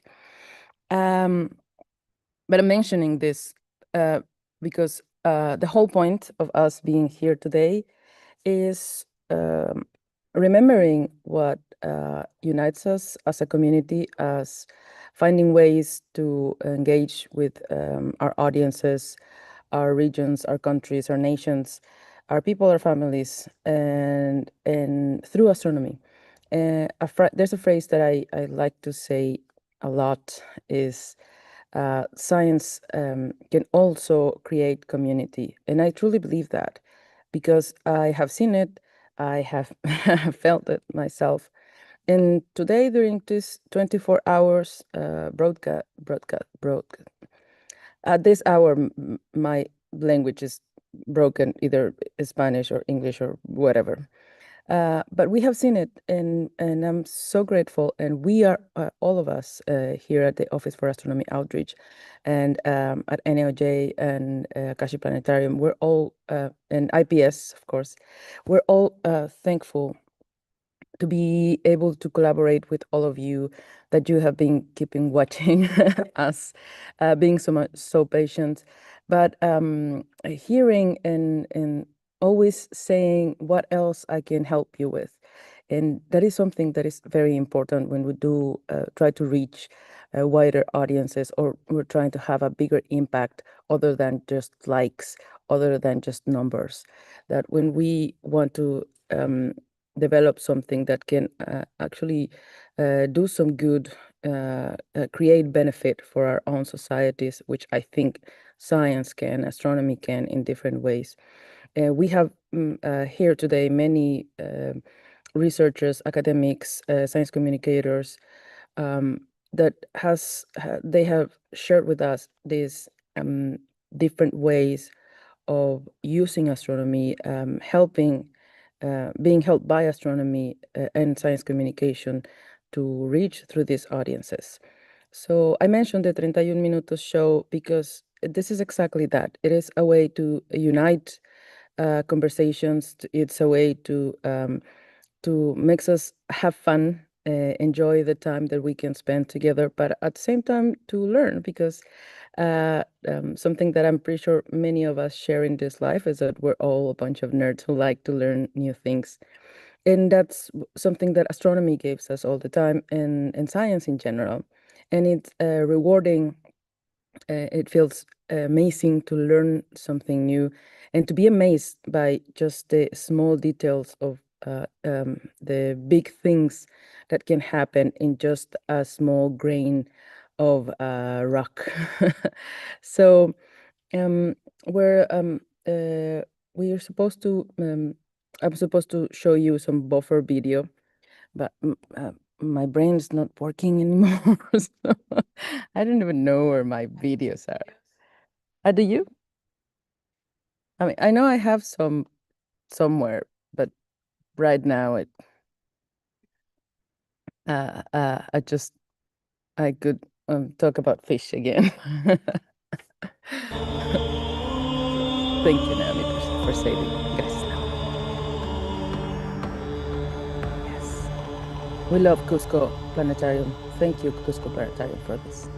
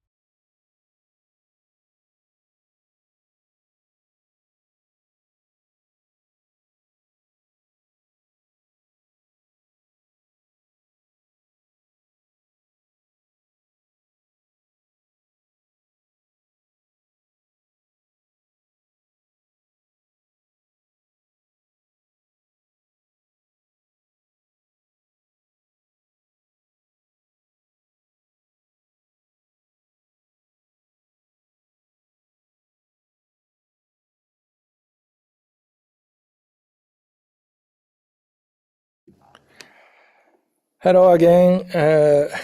Our 24 hours planetarium event now has only 2 hours left. Hello again. I am Takeshi Inoue, Director of Akashi Municipal Planetarium. So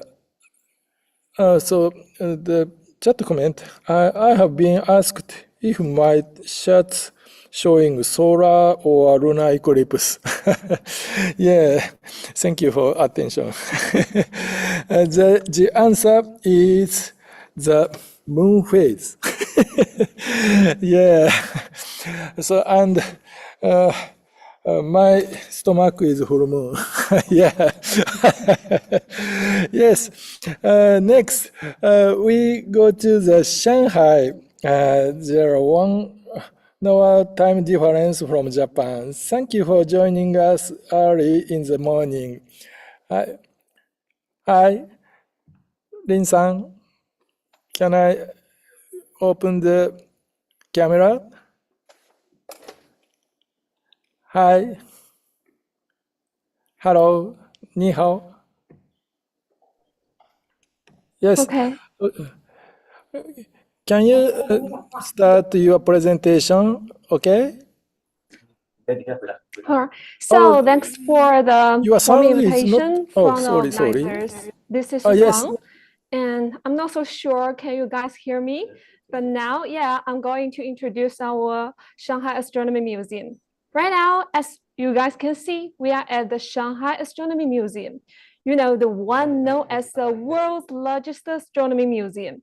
Next up, please join me in watching a promo video to get to know our museum.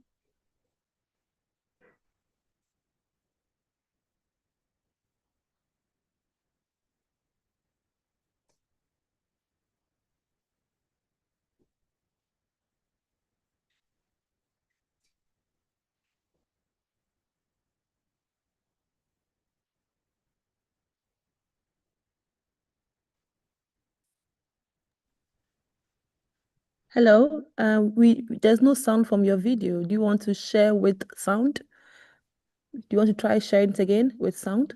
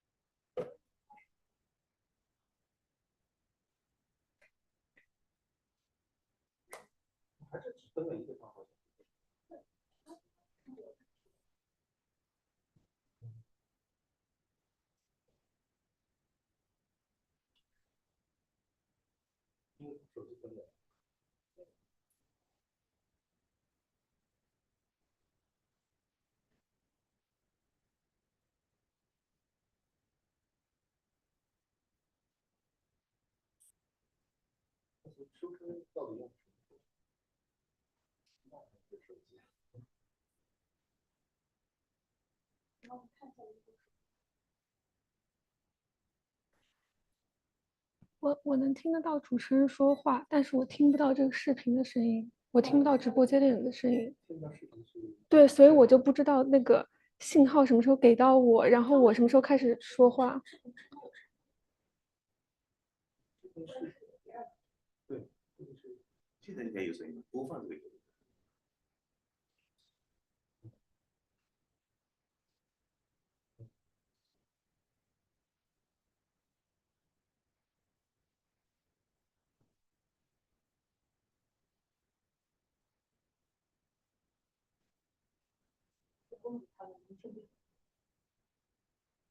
你现在这个声音是开的，你这一点听不听到？有啊。怎么回事？就是现在没声音，就是现在没声音。我刚给你的时候有声音吗？都没有声音，一直没有。像我刚刚是有声音的时候给你的呀。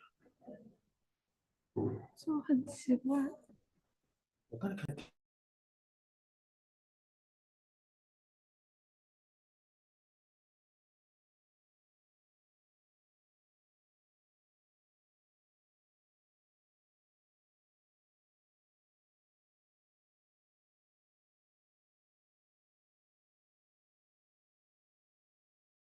logically advanced, serving the great purpose to bring you, the guest, the most exciting and unforgettable journey of cosmic exploration.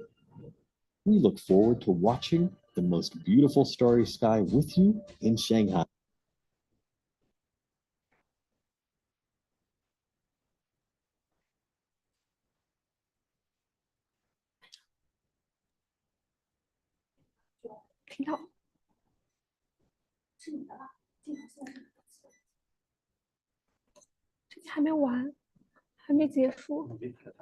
Okay, after the short video, I'm sure you guys have a basic idea of our Shanghai Astronomy Museum. All right, next I'm going to introduce very basic information about our visitors and our museum. This venue has been super popular since its opened in 2021. By the first half of 2025, it has received over 4 million visitors from home and abroad, along with 4.5 million online subscriptions. Plus, its official website has had over 24 million visits. By the way, we will soon open our overseas ticket booking channel on trip.com, so overseas users can book tickets for Shanghai Astronomy Museum online. No matter where you're from, we warmly welcome you to join this journey.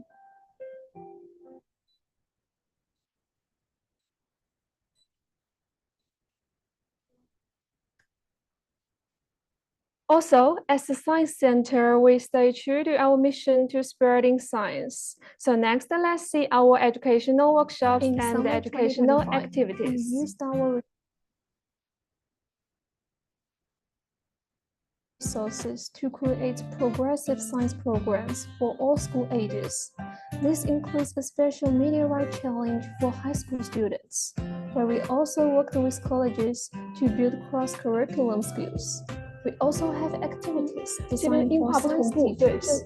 All this form a science training for all ages, leading up to the idea of science for the people, education as a foundation. To let more people experience the charm of Shanghai Planetarium, the Mobile Planetarium VR project came into being. Also, it's a science outreach center. We don't lose sight of our job to spread science. In this summer, we use the museum's resources. Shanghai Astronomy Museum's Exhibition and Education Center set up numerous step-by-step science programs for all school ages. They launched educational activities for primary and junior high school students, senior high school students, college students, and science teachers. All right, so Shanghai Astronomy Museum isn't just a great place to learn all about astronomy. It's also a key spot for doing astronomical research. Astronomers use advanced scientific gear and a rigorous research mindset to decode the universe. Even though the universe mysteries are huge and hard to find, they never stop exploring. They look into the unknown with determination. This respect for and devotion to truth is the most touching part of the research spirit. Recently, our museum has used the meteorites to create a unique set of modern meteorite teams. They are the world's first and only set of meteorite musical instruments, which are carried by artistically created mythical beats. Now, let us enjoy the music brought by the real stars.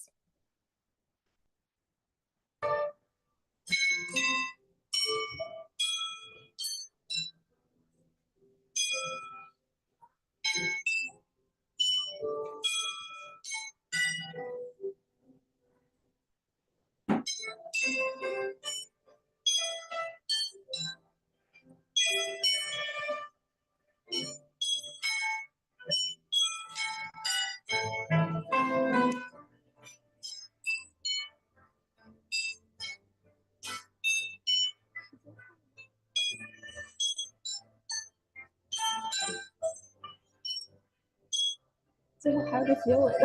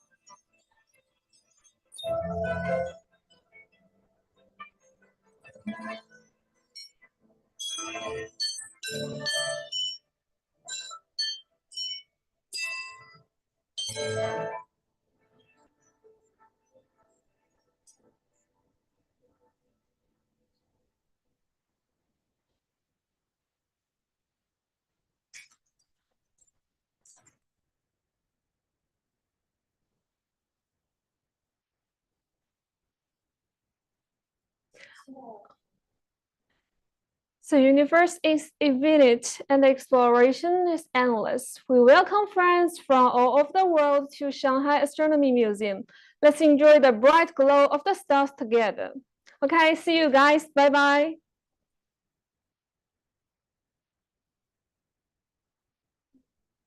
Yeah, it's an amazing activity and it's very real great. Thank you. Thank you very much. Wonderful presentation. Okay. So video is off. Okay. Yeah. Lin-san. Can you video? Yes. Thank you. Thank you very much. Wonderful presentation. Okay. Next, we will introduce several planetariums and science museum from Japan. First, the Ehime Prefectural Science Museum. It is in Ehime Prefecture and has a huge dome screen planetarium and many exciting science activities. Second, the Kawasaki Municipal Science Museum. This Science and Nature and Astronomy Museum in Kawasaki City is loved by the local community. Three, we have the Galaxy Multi-Experience Dome. Located in Adachi, Tokyo, it is a hands-on space where both children and adults can enjoy learning and exploring together. After those, we will share two greeting messages. The first is from Sumito Hirota-san, a board member of the International Planetarium Society, IPS. And the second is from Yoshiya Watanabe-san, president of the Japan Planetarium Association, JPA. Now please enjoy the videos. どうぞ。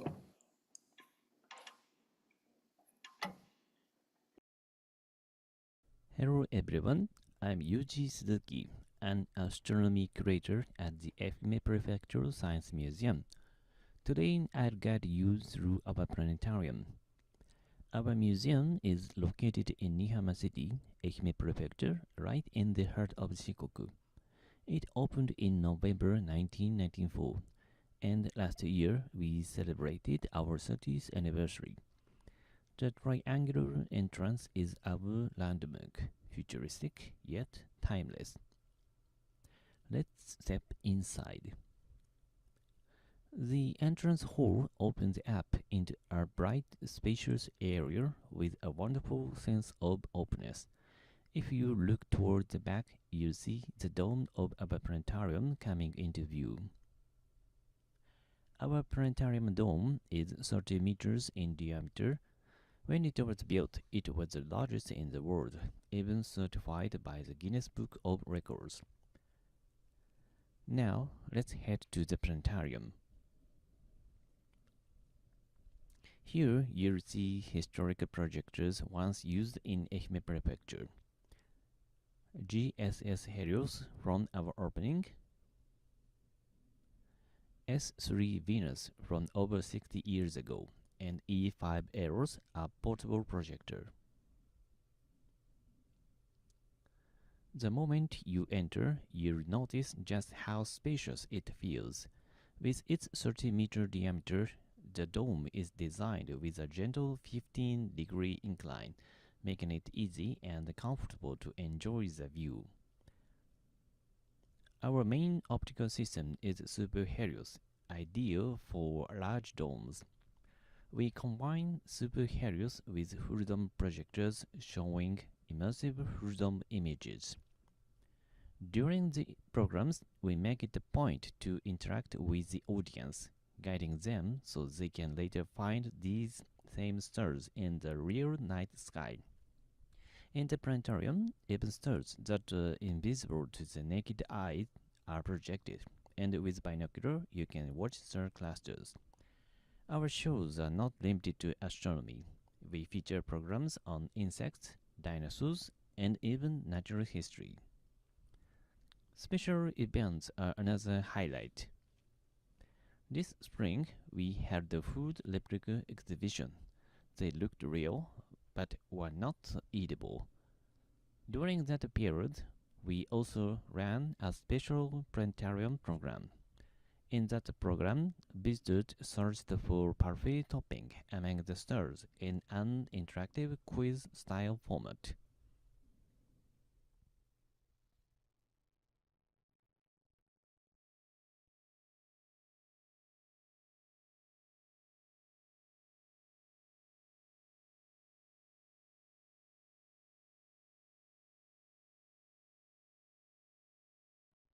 We also create original content for projection. One highlight is our giant star chart based on Gaia mission data of 1.7 billion stars. When viewed from afar, you can see the hazy band of the Milky Way. But as you zoom in, you'll discover countless individual stars, truly appreciating that the Milky Way is a vast gathering of them. Dark cloud and dense star clusters are beautifully reproduced. In addition, we record rare astronomical phenomena and bring them into the dome. For instance, here's a time lapse we captured of a near total lunar eclipse. As the Earth's shadow moves across the moon, the sky darkens dramatically, revealing the Milky Way. We recorded this using a fisheye lens, and now we use it as part of our explanatory programs. We've also preserved the planetarium projectors with 3D scans. Ehime Prefecture has 10 planetariums, and to mark the centennial anniversary of the planetariums, we scanned every projector in the prefecture for archival purposes. That concludes our introduction to the Ehime Prefectural Science Museum's planetarium. If you visit Shikoku, we warmly invite you to experience it for yourself.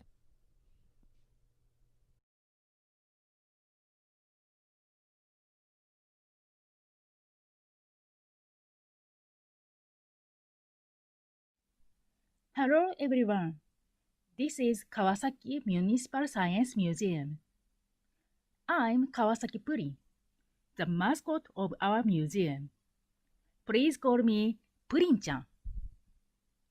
Today is the 24-hour Planetarium Day for celebrating 100 years anniversary of Planetarium. Are you all having fun? Here, I would like to introduce our museum and planetarium. Kawasaki is a city of 1.5 million people located between Tokyo and Yokohama. Our museum is located in Ikuta-ryokuchi Park on the north side of the city.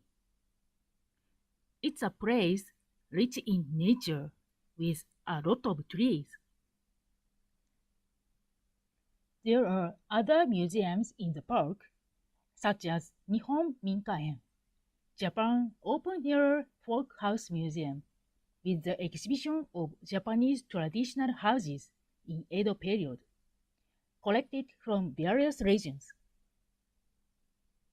Taro Okamoto Museum of Art is a place featuring works of art by world-famous artist Taro Okamoto. Our museum is opened in 1971. At that moment, many factories were built in the bayfront area of the city, causing severe air pollution. The starry sky disappeared from our city. In such a situation, people, including science teachers in Kawasaki, wished to show the starry sky to children, and it became the driving force to open a planetarium at this place. In 2012, the museum was reopened in a new building. Look, the shape of the planetarium roof looks like something. It looks just like custard pudding on a plate. The shape of my head is the same too. There are various exhibitions about nature in Kawasaki, including animals, plants, and geological strata that form our city.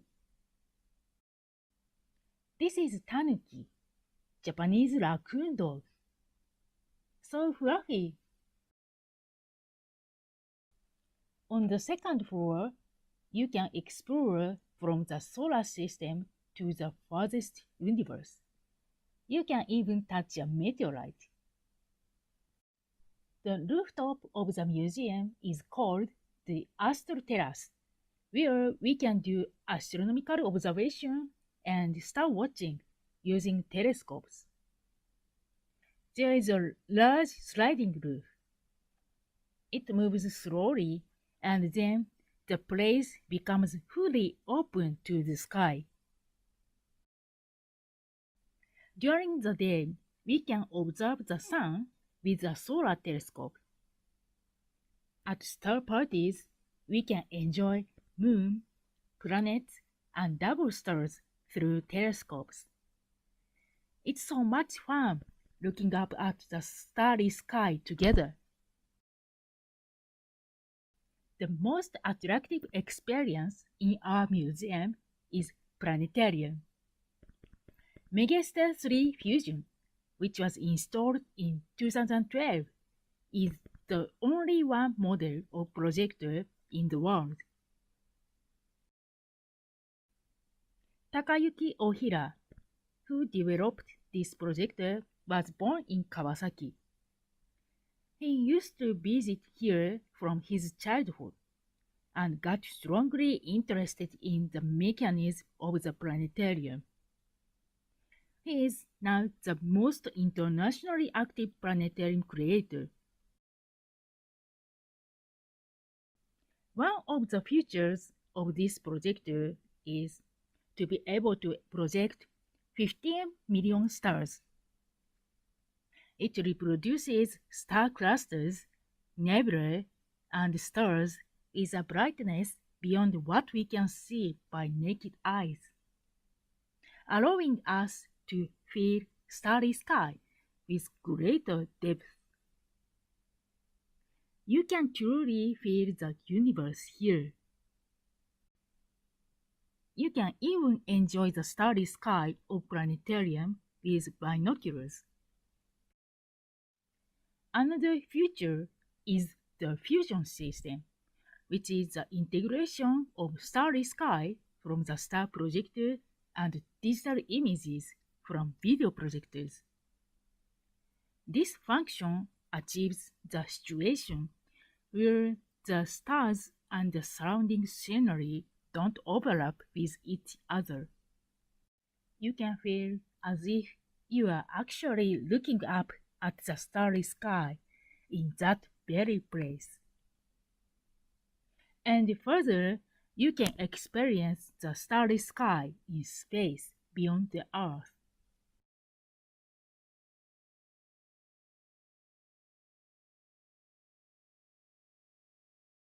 Here in Kawasaki is the only one in the world with a permanently installed projector equipped with this fusion system. Please come and experience the fusion for yourself. The main content of Planetarium is live presentations with various themes, which we produce each month.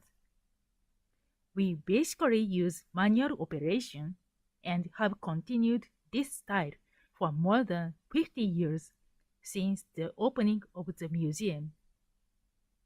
Many visitors look forward to new themes month by month. Look! Wider space of planetarium console. It looks like enough to stand more than one person for operation.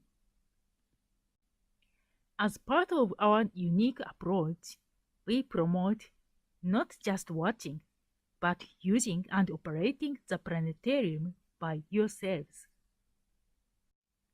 We have a workshop of planetarium with children from 4th to 6th grade primary school. They learn the basic knowledge about astronomy and planetarium throughout the year. They write manuscripts based on what they researched and finally have a planetarium presentation in front of visitors. We have also a planetarium club, a group of members who are interested in astronomy and planetarium. They hold presentations several times a year by preparing scenarios and operating all the roles by themselves. How do you like our museum? Did you find a lot of things you like? Let's keep having fun at our planetarium and planetariums at your sites together for the next 100 years. When you come to Japan, please be sure to visit our museum. See you! Bye bye!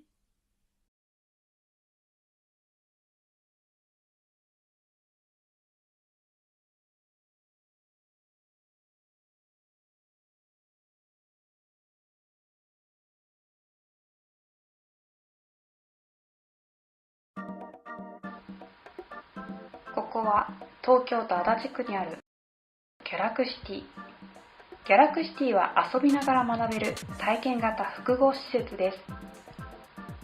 プラネタリウムの名前はマルチ体験ドーム。早速中に入ってみましょう。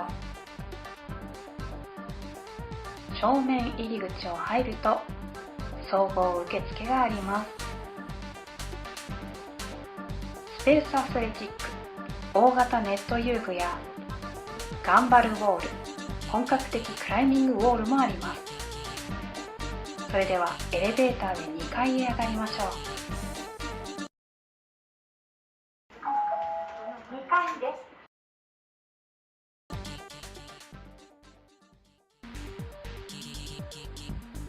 マルチ体験ドームの入り口が見えてきました。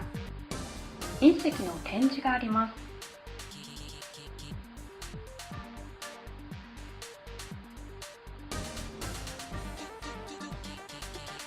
マルチ体験ドームの入り口では天文に関する展示を行っています。天体望遠鏡も展示しています。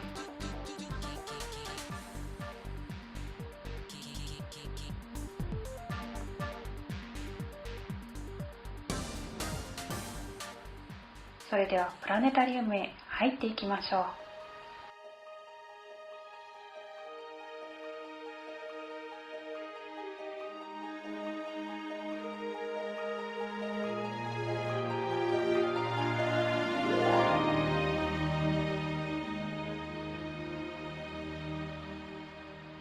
マルチ体験ドームはデジタルプラネタリウムです。メディアグローブシグマ SE とアマテラスドームプレイヤーです。直径23メートル、27度傾斜のドーム。座席は170席あります。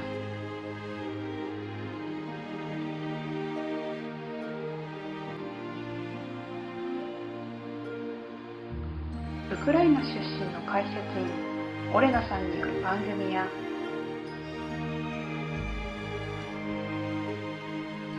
天文とマジックを合わせた天文マジックプラネタリウムも開催しています。著名な天文学者による講演会も多数開催しています。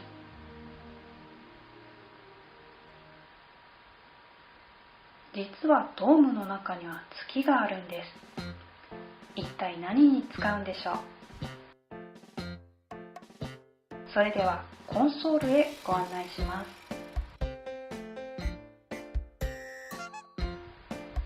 ここにはかつて投影機がありました。コンソールがあるのは一番上の階。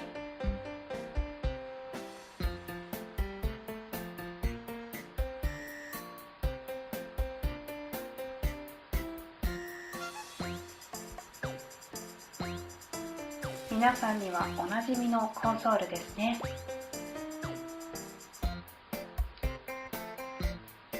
コンソールからステージを見ると、ディレクターが手を振ってくれています。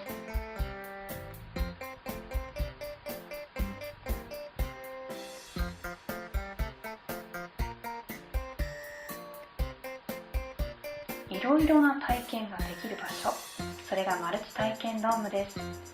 毎月生演奏と生解説を楽しむ星とピアノやダンスショー、講談、演奏会などさまざまなイベントを行っています。観望会やミニプラネタリウムもあります。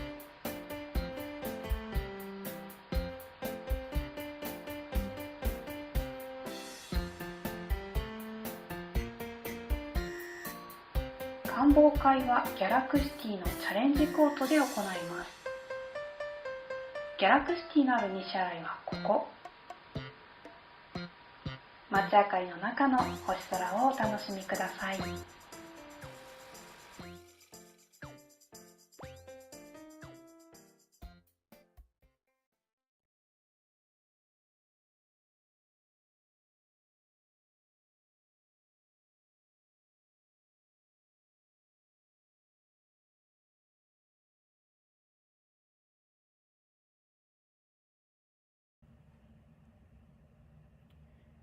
Hello everyone who is watching this live broadcast and everyone who is delivering videos from all over the world. I am Sumito Hirota, an Asian board member of International Planetarium Society. この中継をご覧の皆さん、そして映像を届けてくださっている皆さん、こんにちは。私は川崎空と緑の科学館、そして国際プラネタリウム協会アジア理事の広田です。こうして皆さんにお会いすることができて光栄に思います。今日の夜空には月が見えています。皆さん、月は見ましたか？またはこれから月が見えてくる地域もあるでしょう。今日の月は満月よりも少し欠けた形です。もうすぐ満月を迎えます。日本にはお月見という風習があります。秋の満月の夜にお供えをして収穫に感謝し、月をめでるという風習です。お月見の時にはお団子やすすき、収穫した野菜や果物を供えます。卵を月に見立ててうどんやそばの上に乗せたり、ハンバーガーに目玉焼きを挟んだりもするんですよ。それぞれの楽しみ方でお月見を楽しんでいます。今頃日本中の人々は月を見上げていることでしょう。ここまで世界中のいろいろな国、地域のプラネタリウムからの中継があり、さまざまな活動をしている様子を見てきました。特に今回はアジア地域からも多くの参加がありました。近年アジアではプラネタリウムが増えてきています。アジアには多くの国と地域があり、それぞれ環境、言語、そして文化も異なります。しかし、見上げる星空はどこから見ても同じ一つの星空です。つまり、One Earth, One Sky。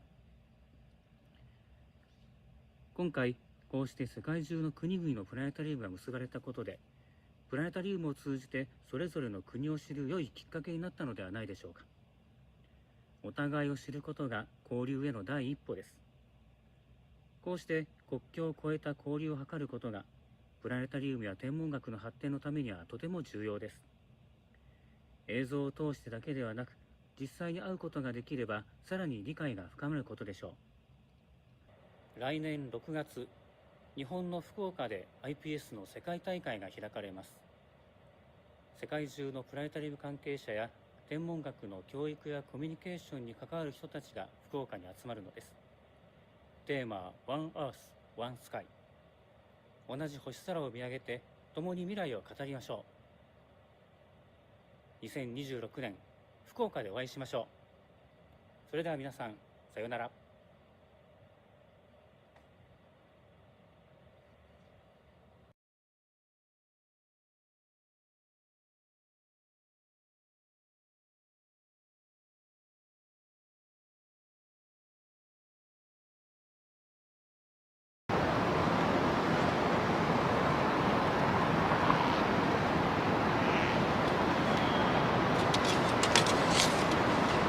宇宙を愛する世界中の皆様、こんにちは。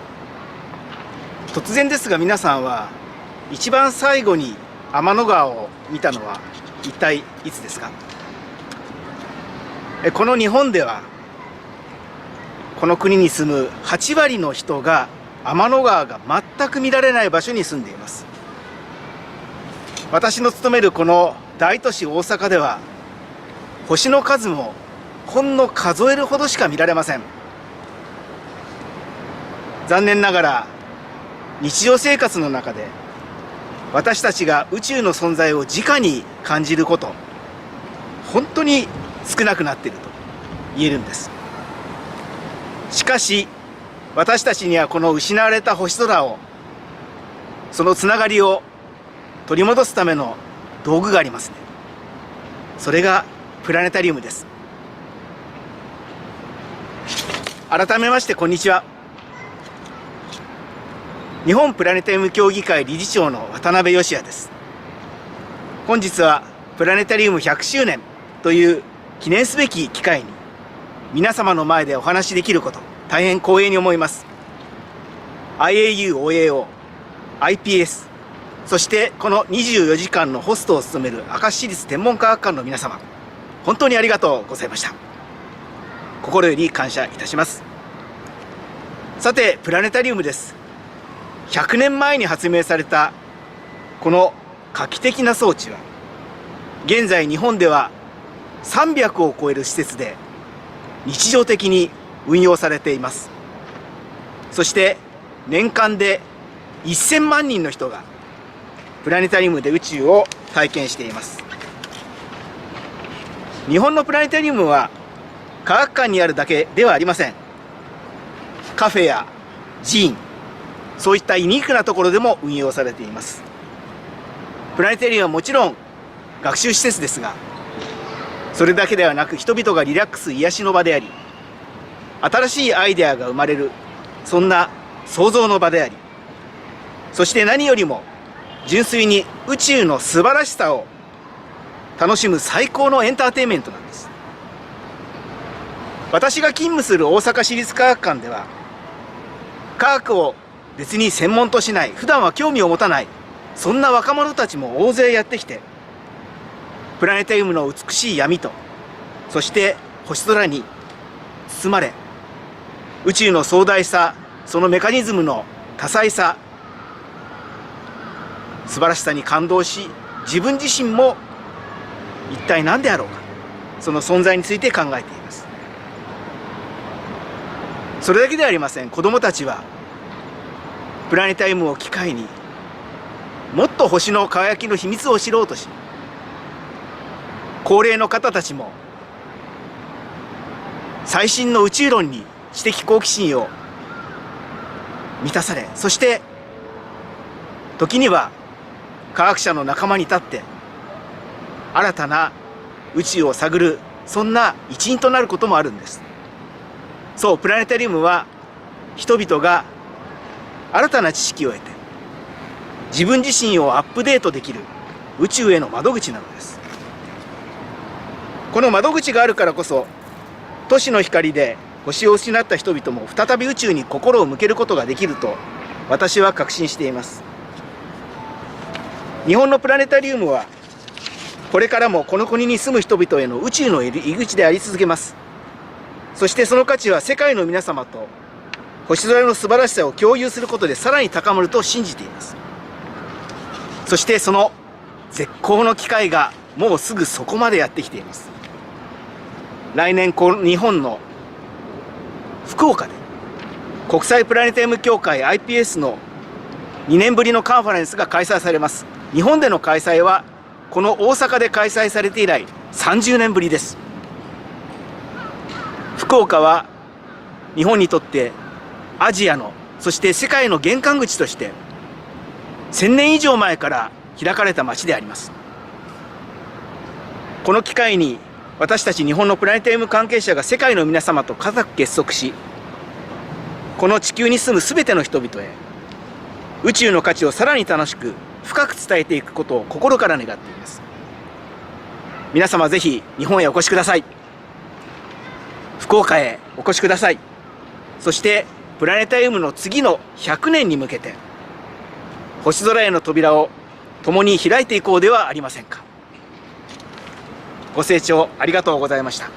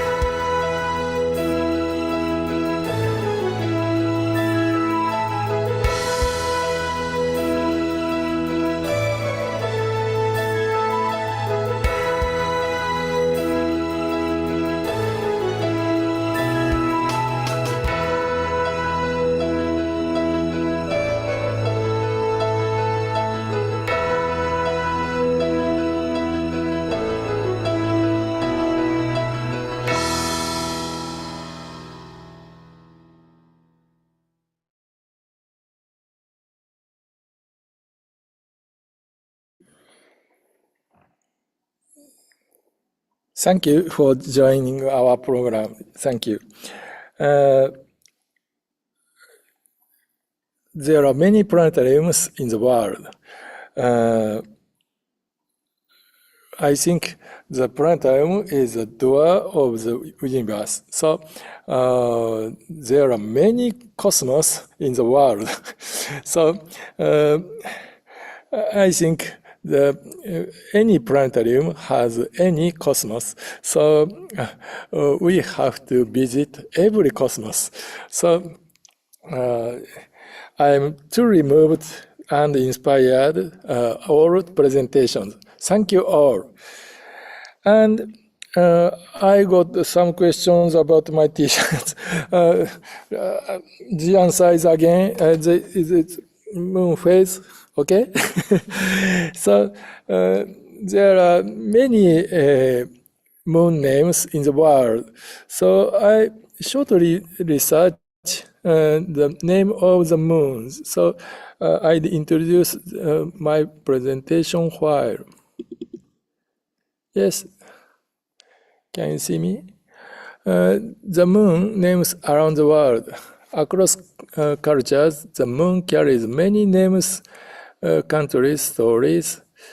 It can be a goddess, a guardian of the night, or a source of wonder. No matter where we live, the moon contacts us all. So there are many names. In Japan, the moon is named Tsuki. Polite said Otsuki-sama. So tomorrow night we have a moon festival named Otsukimi. It is wide held around the Asia, and I'm looking forward to see the moon tomorrow night. Yes, and I want to eat the products of the moon. For example, otsukimi burger, otsukimi onigiri, otsukimi rice cake. So I will become my stomach the full moon. Yes. So, yes. Okay. Next, I want to introduce my very respectable astronauts.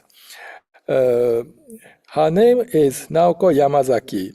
She loves planetarium and has given us the special support for the planetarium centennial events. I am very respect for her life. Yes, let's listen to her message. Please start the videos.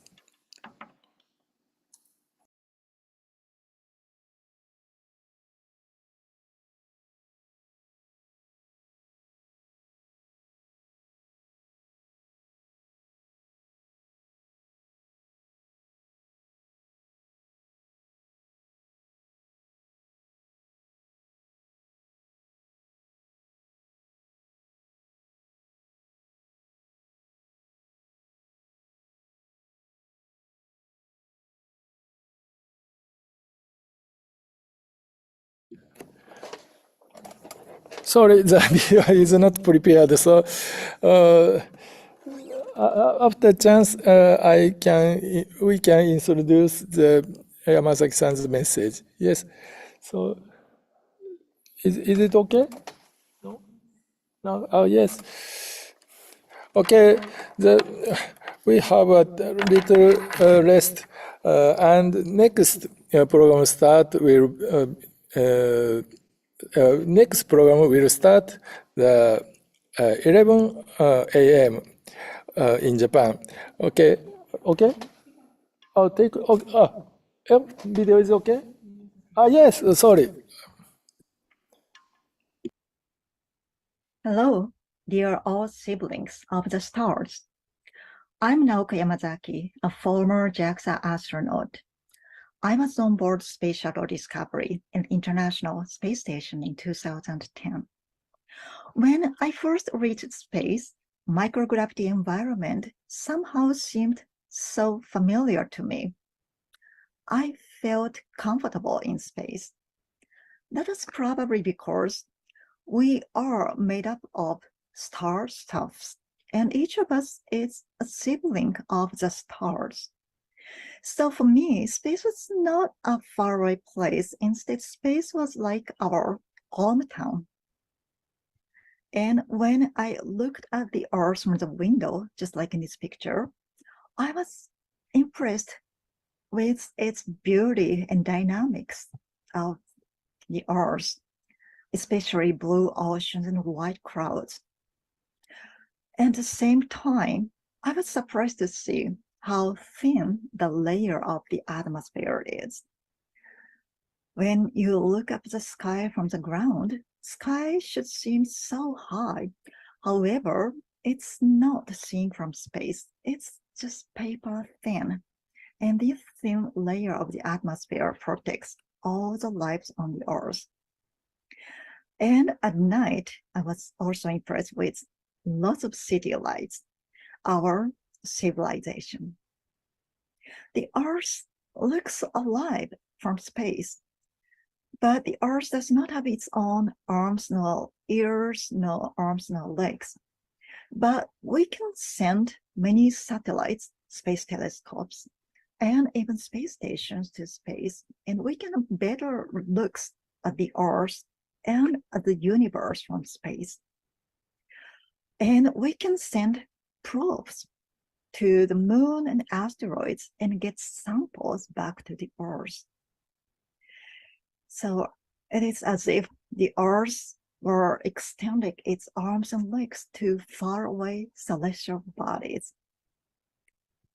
We as human beings seem to have responsibilities to protect our home planet and serve for the Earth with our technology and civilization. And if we put our strengths together, we should be able to do it. We are currently expanding our frontier to the moon, Mars, and beyond. It is not just we are expanding our activities, but it expands our perspectives as well. The farther we go, the smaller the Earth looks. And it gives a sense that the Earth is a part of the universe, and each of us is a part of the universe. And by learning about space, we can have a better understandings of the Earth, and it should lead us to protect our home planet better. So let's look at the stars together and get reminded that we are all siblings of the stars. Thank you so much, and best wishes for you all.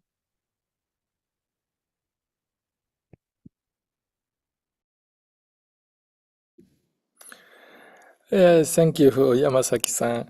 I was a bit rushed earlier. I apologize. I'm so happy that we could share the message from Yamasaki-san with you.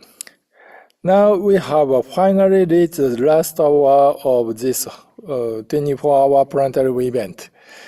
Thank you so much staying with us through this broadcast as long as and rich as the history of the universe itself. See you again after 5 minutes. And thank you for watching. Thank you.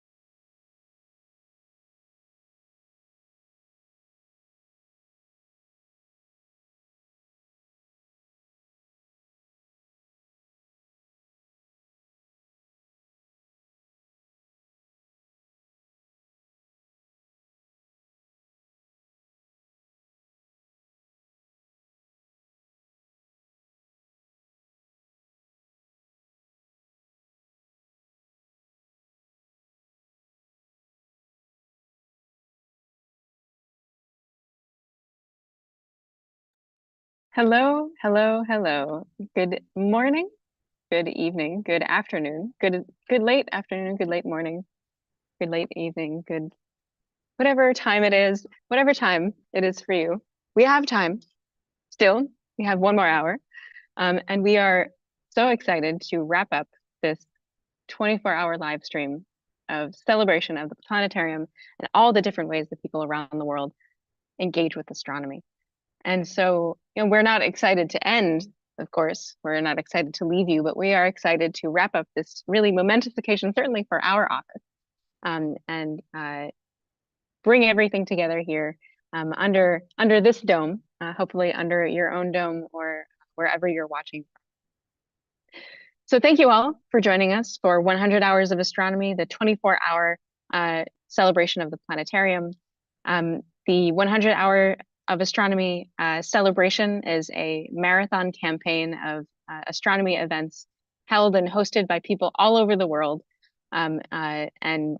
This year from October 2nd to October 5th. So here we are just at the very end of it. At least in Tokyo, we're nearing the end of it. And we have been completely blown away by the amount of participation, the number of people who have come to see our live stream, who have hosted events, who have participated in events. It's really been amazing to see how this year people have really come out to enjoy astronomy, to engage with astronomy, and to spread the love and curiosity that astronomy inspires in all of us.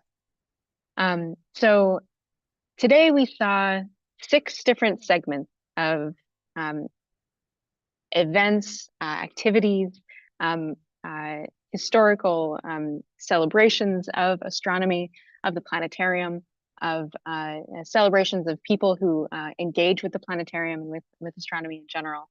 And it was a full, 23 up until now, 23 hours of really incredible contributions from so many different people around the world in this live stream. And I had a couple favorites of my own that I just wanted to kind of shout out that I thought were, really beautiful moments for me. One of which happened relatively recently. I can't remember at which hour because there have been so many today. Was our International Outreach Officer, Cynthia Duran, giving us a tour of space rocks. I thought that was one of the most fascinating things I've seen in a while. And especially her deep love and connection with the meteorite Allende was just really beautiful to see. So thank you, Cynthia, for giving us that tour. Was that not a dream? that actually happened? I think it was a collective kind of fever dream that we all had here. What? Did I did it okay? You did, yes. I learned many things. I learned many things. Actually, what's the word with the charcoal toasty bit?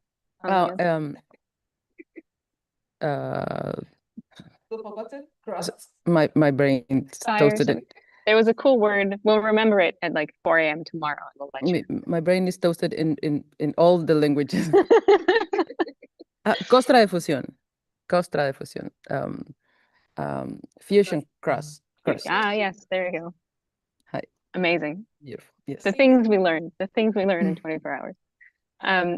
Another moment that I thought was really interesting and kind of poignant for us was our conversation about leading women in astronomy communication, how important it is for us to demonstrate to the world that we are here, we are doing really incredible work, and we are forging a path forward, not only for ourselves, but for the people that will come after us, and supporting all of the people who are working with us in the present moment as well.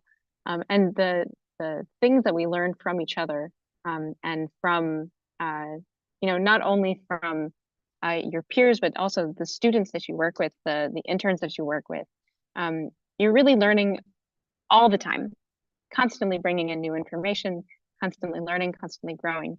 And what I think is really beautiful about this team is that we're always learning from each other, and we're always trying to find new ways to understand, new ways to communicate, really new ways to problem solve. And I think that's really come to the foreground this 24-hour period. And I think personally that we've really stood up to the challenge and done a fantastic job of coming together as a team.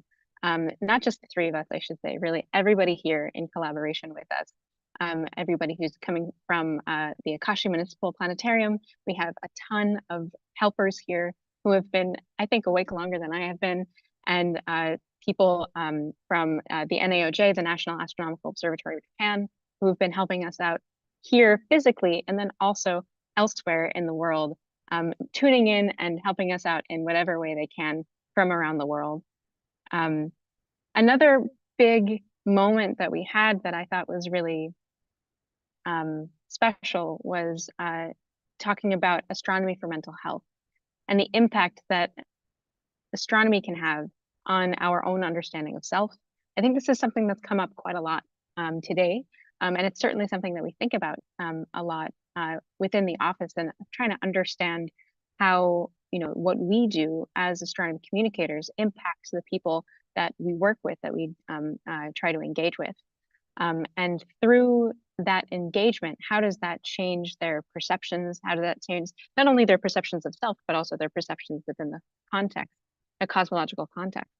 And so it is really an interesting thing to think about and to see how astronomy can impact your state of mind, what awe and wonder and curiosity can do, not just to the way that you think, but also how you think.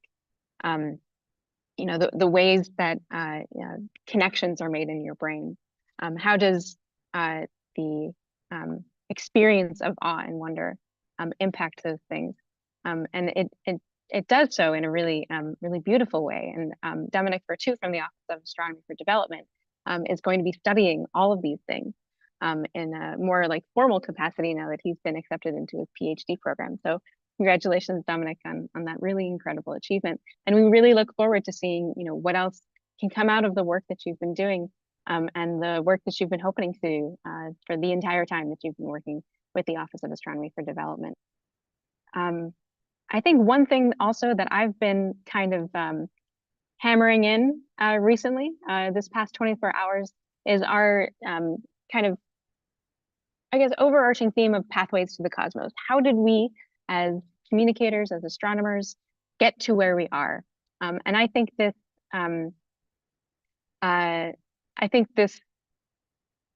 platform that we have right now is so important to highlight these things, because it shows how we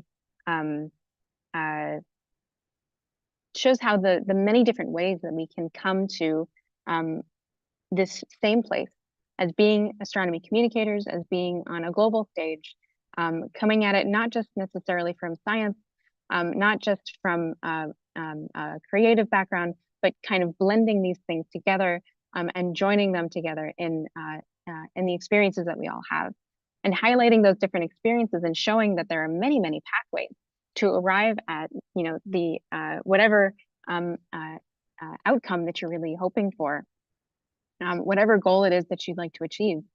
There is no one single way to do that. And that's what I really hope that we've demonstrated throughout this 24-hour period, is that if you are interested in being an astronomer, if you're interested in being an astronomy communicator, there are so many different ways to get to that point. You don't have to do one particular thing. You don't have to fix, or you don't have to take a specific number of classes. Although they might be helpful, it's not the only way to do it. And there's really more flexibility in the world than sometimes we might give it credit for. And so there are many other things that we've been learning about today. many other things that we've been excited to hear about. And I think what I want to end with for me right now, before I pass the baton on to Naomi, is to talk about the importance of teamwork. And I did mention this a little bit, but I really want to shout out to the world that none of this would have been possible were it not for the incredible contributions and work and dedication to this project that everybody in this room and rooms elsewhere around the planet to helping this project come to fruition. In particular, the OAO team of Naomi Saber-Pimpong and Cynthia Duran. It would have been absolutely impossible to do this without either of them. And it is really, I think, we had rocky beginnings, but we really started, we took that in stride and we moved on.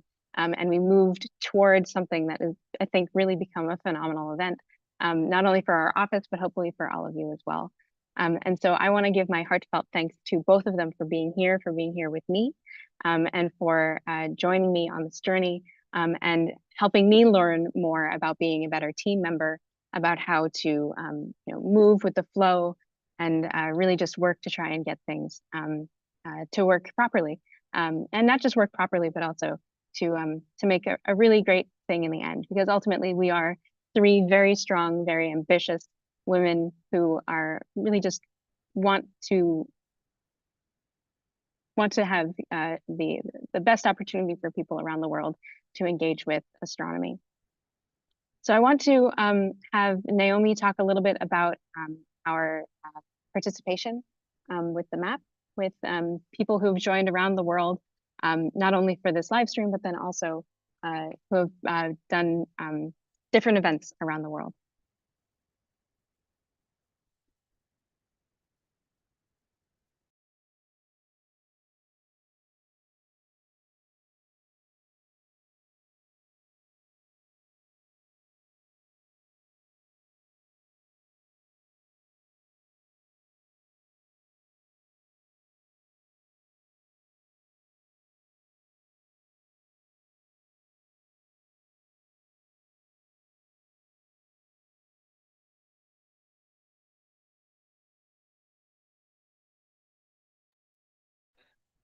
Hello, everyone.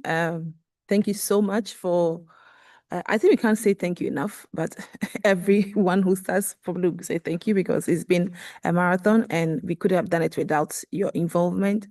And we really did try to engage with you through the chats and with links and forms. And I know sometimes it can be cumbersome, but we thank you so much to everyone who participated, who answered the quizzes, who answered the polls, who filled the forms. We are so grateful. So one of the polls we did was trying to find out who was joining us from where, and we did have a beautiful word cloud that we're working with. So I'm going to share my screen, and yes. Now whether you can see it.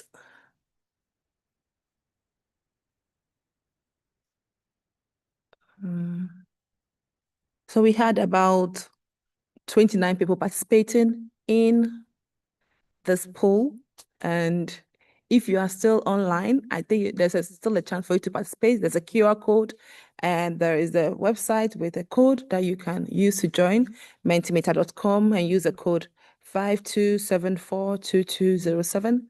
To tell us where you're joining us from. And we can see that we have a lot of people joining us from Japan, followed by Mexico, Romania, there's Sri Lanka, there's Guatemala, there's Costa Rica, United States of America, Ethiopia, Germany, Chile, and I'm sure Brazil. I see Brazil there somewhere. I see North America. I don't know whether it's representing Canada and the rest. I don't know, but I'm sure there are many more people who did not even check out this form and did not contribute to the poll, but we thank you so much to everyone who joined us. And we can see that, I think because we are stationed in Japan and we are hosting the event in Japan, and Akashi is like being our big host, and Japan wants to put their best foot forward during this 100 hours. I think Japan is represented highly here, but still we thank everyone from Japan who joined us, everyone from Mexico, all the countries who joined us. We couldn't have done without you. It's been amazing. And we also did a poll where we wanted to ask, what's the name of the moon in your language? And just the hour before, Inoue-san was talking about what some of the names are in Japanese, which is Suki. I don't know what I'm right. Suki. And I said earlier, I think a couple of hours ago when I was still lucid, I talked about how in my country, my native tongue is tree. And we call it Bosome, which is actually the name for also months. So that's how important the moon is for us, because the name of the moon depicts the name of the month also, how we call months. So Bosome is a moon, and it's also the month because of how the moon helps us regulate our month. And I'm sure there are so many more inputs that did not come in, but we have a few people who joined us. So I'm going to share our wonderful word cloud again. And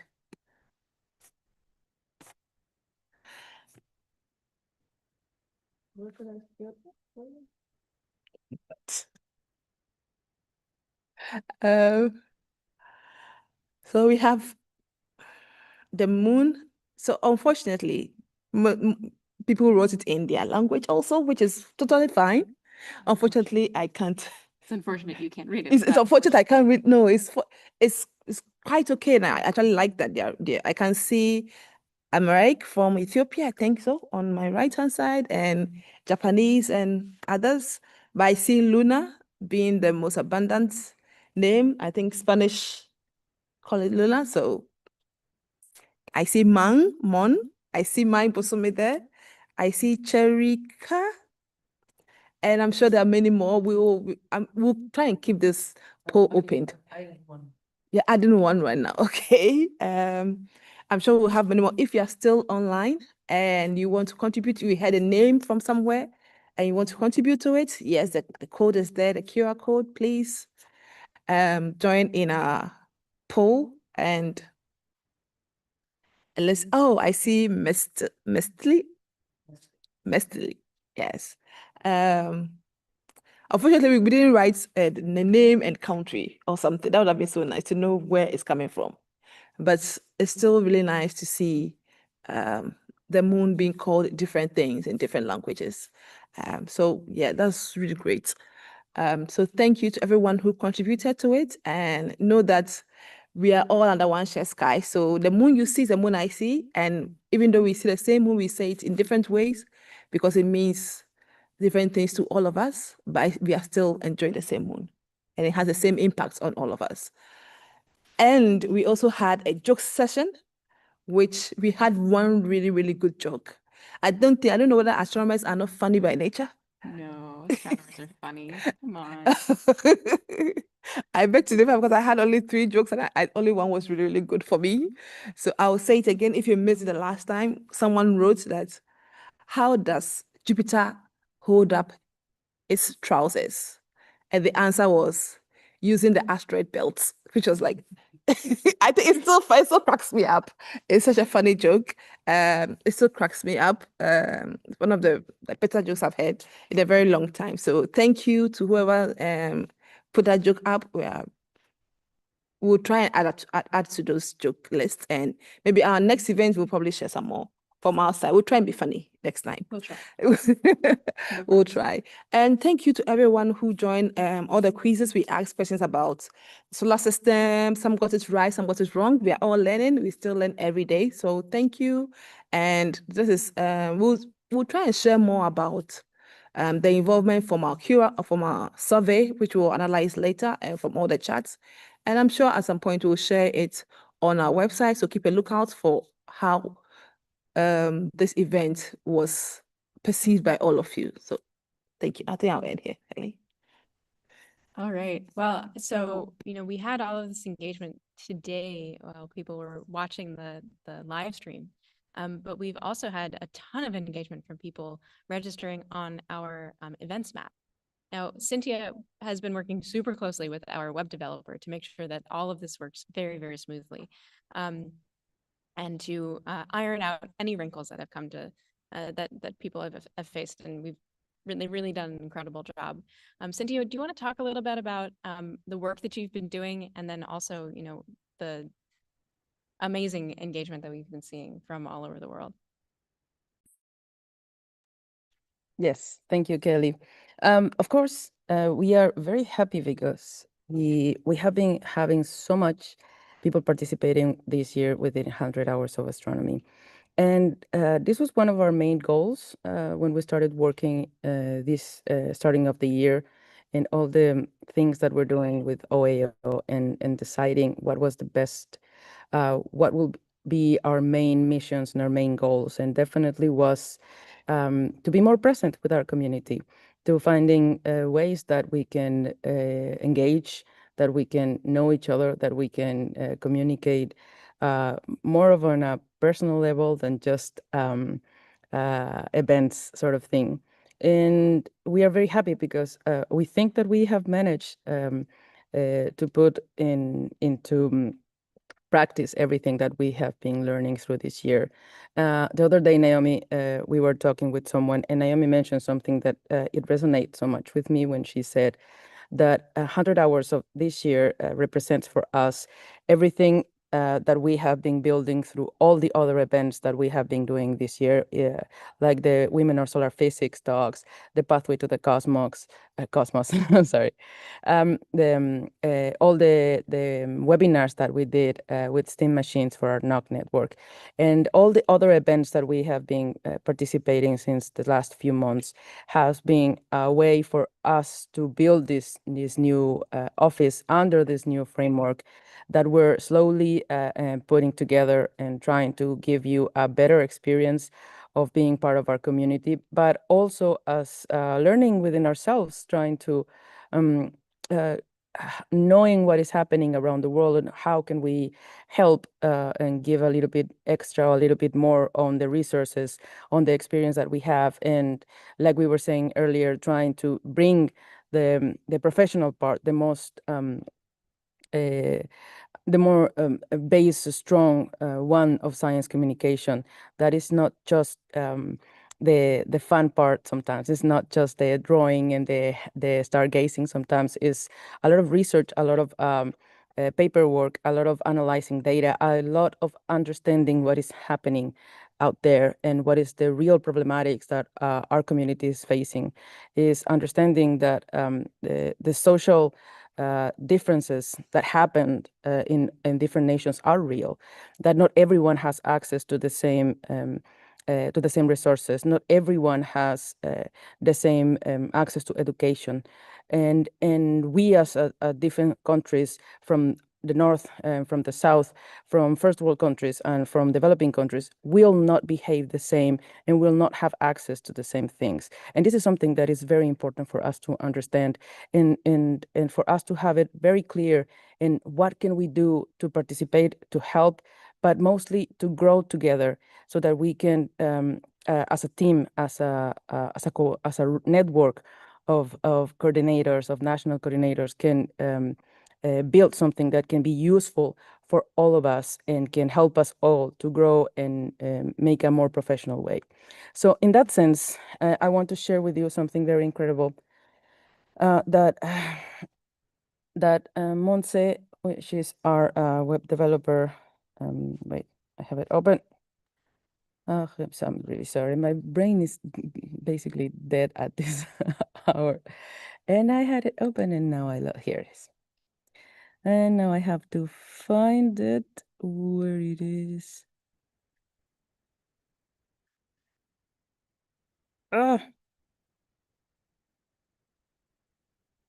I don't see my own website. To share. No, but this is not. Again, be right there. Yes. Okay, now you're seeing the statistics page? No? What are you seeing? Oh, I haven't pushed the button. I have not pushed the button. I promise you people that I am a very smart person. And I can, I'm sorry. Well, now you see it. Yes, thank you. So what you're seeing on the screen, this is a part of our website. This is not made public. This is something that you will access at some point. But this is something that we have construct for ourselves to understand a little bit more of our network and what is happening around the world. And this is why we have been, or I have been so annoyingly asking everyone to register your event and register, because we want to build data. We want to build real data because with this data, we can start analyzing and designing new methodologies, new resources that we can help understand how are things done worldwide.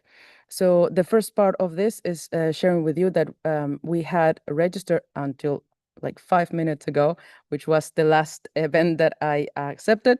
They might become more, but until a few minutes ago, we have registered 283 events from 59 countries, a total of 28 of our nodes, of our nodes, which is the community nodes who were kind enough to participate and have a little bit more of a responsibility with us. We have a total of 106 events developed by our NOCs. We had 213 events in person, 38 online, and 32 hybrid. And for the winner of who held the most events this year, the winner is, and I'm pretty sure if you've seen the map, it's not going to be any surprise, is Romania with 33 events registered. If you go to the map, it's just this cloud of events around. And it's amazing. It's amazing. And we thank you, Romania, for having this incredible participation and bringing your communities to astronomy and doing such as this kind of an effort. We know that making this kind of events is not easy. It requires a lot of time, energy, crying. But it is worth it. Definitely worth it. So after Romania with a big win, we have United States with 19 events, and then we have we have Iran with 26. Yay, Iran! Yay! We're also very happy because the song that you have been listening to is part of our NOCs from Iran as well, and we might say goodbye with that song as well later. We also want to give a huge shout out to Italy and Mexico with a tight 17 event score, and a few mentions, Greece and India with 11. And of course, United States, we said 19, and many others who were kind enough to register. I know there are many countries and communities that did not register, and that's okay. The whole idea is not necessarily that you should be a number in this data that we're conducting. What we want is for you to participate with your own community, to use the resources that we put together, because if I'm hoping most of you use the 100 hours box, and in this box contained a lot of things that you could use to put together your own scientific event, like a special guide, and a lot of examples, many educational resources, translations, obviously, of course, the graphics, which I was so happy to see that everyone used, and they looked incredible. So all of this package of inside this box was designed for having anyone to use it freely, so that you can have a set of very professional guidelines to construct your own scientific outreach event, engagement event. And this is very important for us because we are the Office for Astronomy Outreach, and communication and engagement is our main goal. But we know that this is not just one way street, is a way that interacts with many other offices, disciplines, and activities, which is, of course, around education, around development, and having all of this working together is exactly what we can use to develop a better tools. So after all of this, the next part that will come after a big, beautiful celebration, it will be for us to come together and close and do a huge evaluation on our hand, get our data, try to understand what we did wrong, what went wrong with that OBS thing. I'm not going to be able to stop thinking about that. But basically is that, how do we learn from what we have done today? How can we improve? And what we want for next year or for other kind of events, and what we want as a community that can be useful for all of us. So this is why the participation of you was so important, because knowing what you need, knowing what you think, understanding what is the specifics of your own community, it's a great way for us to design, to bring, or even to make a bridge to the specific resources that you might need, because we do not think that everyone has the same needs, or in the same language, or in the same set of materials, because that's not the reality. Today, we have learned that we are very different, and those differences is what actually makes us so strong and so unique and so amazing. And that has to be applied also in the educational ways that we participate, and the communicational ways that we use. In general, how are we constructing all of these very professional engagement astronomy practices? So thank you all. Again, like Naomi said, we will not be able to stop saying thank you, because it has been a collective effort, definitely. And thank you, Kelly. Thank you, Naomi. Thank you, Masaki. Thank you, Tana-san. Thank you, Miho. Thank you, everyone here. Thank you, Ina-san. Thank you, everyone at the team here in Akashi Planetarium, for letting us stay here and putting up with us. Someone was asking in the chat, oh, what did you do? Did you just crash in the planetarium? Yes, that's literally what happened. We were at some point just like lying down on a corner in next to the very amazing, beautiful Carl Zeiss projector. And it was amazing. It's beautiful. I want to sleep in planetariums more often, not after 24 hours of live stream. But yes, so I'm going to stop now. But thank you so much. And yes, I'll leave you with Kelly again. I gotta say that planetarium seats, very comfortable. Very nice to sleep on. You should enjoy the planetarium for what it is, but they are very cozy. So, we've been saying a lot of thank yous, in particular to Inoue-san, who is the director of the Akashi Planetarium. And I wanted to just note that, maybe I was asleep, but I didn't see the villain of the Akashi Planetarium show up at all. Dr. Blackstar is, I don't know, he's been rather absent lately. And I'm wondering, I haven't seen Inoue-san for a little while, and I'm just wondering, maybe he went someplace. Oh my goodness! It's Dr. Blackstar. Yes. Blackstar. Thank you for joining us. Yeah. I'm attracted to everyone. Yes. Yes. Yes. So from black hole, so I have many gravitations. So for example, Hiramatsu-san, come here, come here. Yeah, yeah. And for another one,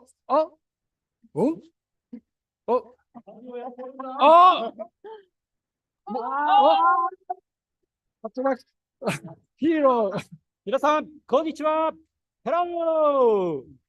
私は守護戦者レッド。I am 死後戦者レッドイェーイレッドカメラから外れてる。おおいやいやいやいやいやいや。I am 死後戦者レッド何やってる Yeah, I'm attracting everyone. So I learned the astronomical joke from Naomi-san.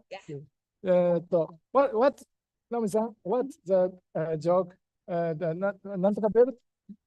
Stripe belts. Jupiter?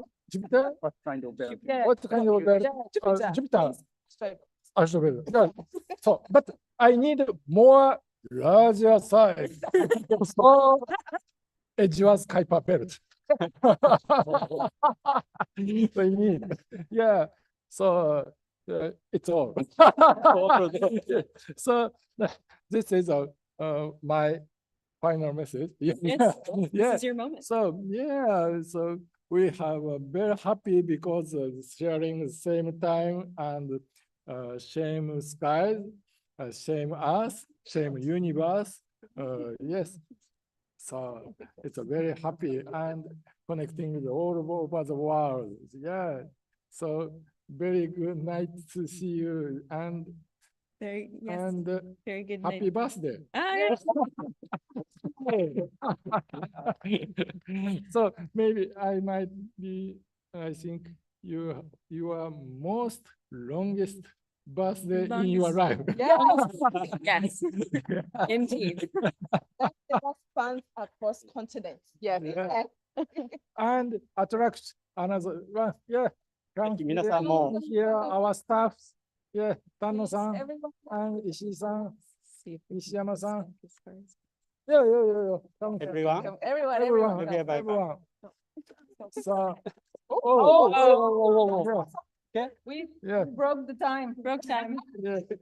I'll hold it. No problem. Yeah. So this is a wonderful team of 24-hour planetariums. Yay! So the good message, please, Hiramas. So we have some time to end, but I'd like to repeat that thank you very much for coming to this live streaming. And also I'd like to say thank you for the kind stuff for the Akashi Planetarium. Thank you very much. Yeah. Thank you so much. He's my brain. Yeah. So that's all. That's all? That's all. Yes. And Do you have any more jokes for us? I have many jokes, but many jokes. okay. Dr. Blackstar. Yes, I have any jokes. When we speak in Japanese to translate to English, we use the AI technology. Okay, AI, you know? Yes, okay. And in Japan, A pronounce A, I pronounce E.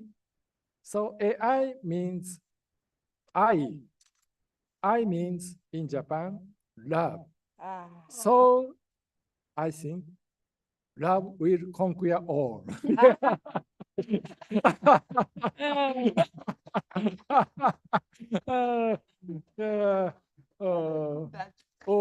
So cool. Thank you.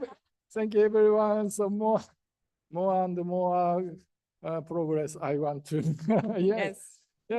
Thank you. And then maybe next time you can both join us in Mitaka. Yes. Oh, Mitaka. Yeah, Yeah. of course. But I mean, Mitaka doesn't have a supervillain yet, so Yeah. I think we might need one. Yes, and of course, then we'd need somebody to save the day. Yes. Yes. Yes. Okay, hope. no problem. Yeah, no problem, yeah. I'm sure. Mitaka de Mitaka in Japanese. It is a difficult Japanese joke. Okay. Yes. And next stage. Next stage. Next slot. Next slot. What we just want to set up the stage for next year. Yeah. Yeah. So all we want to do is, so at the Office for Astronomy Outreach, we do so many different things throughout the year. We have, as Cynthia was saying, we have our Women and Girls in Astronomy. We do Pathways to the Cosmos series. We have webinars for our national outreach coordinators that we then share with the rest of the world. We have our Communicating Astronomy with the Public umbrella of opportunities.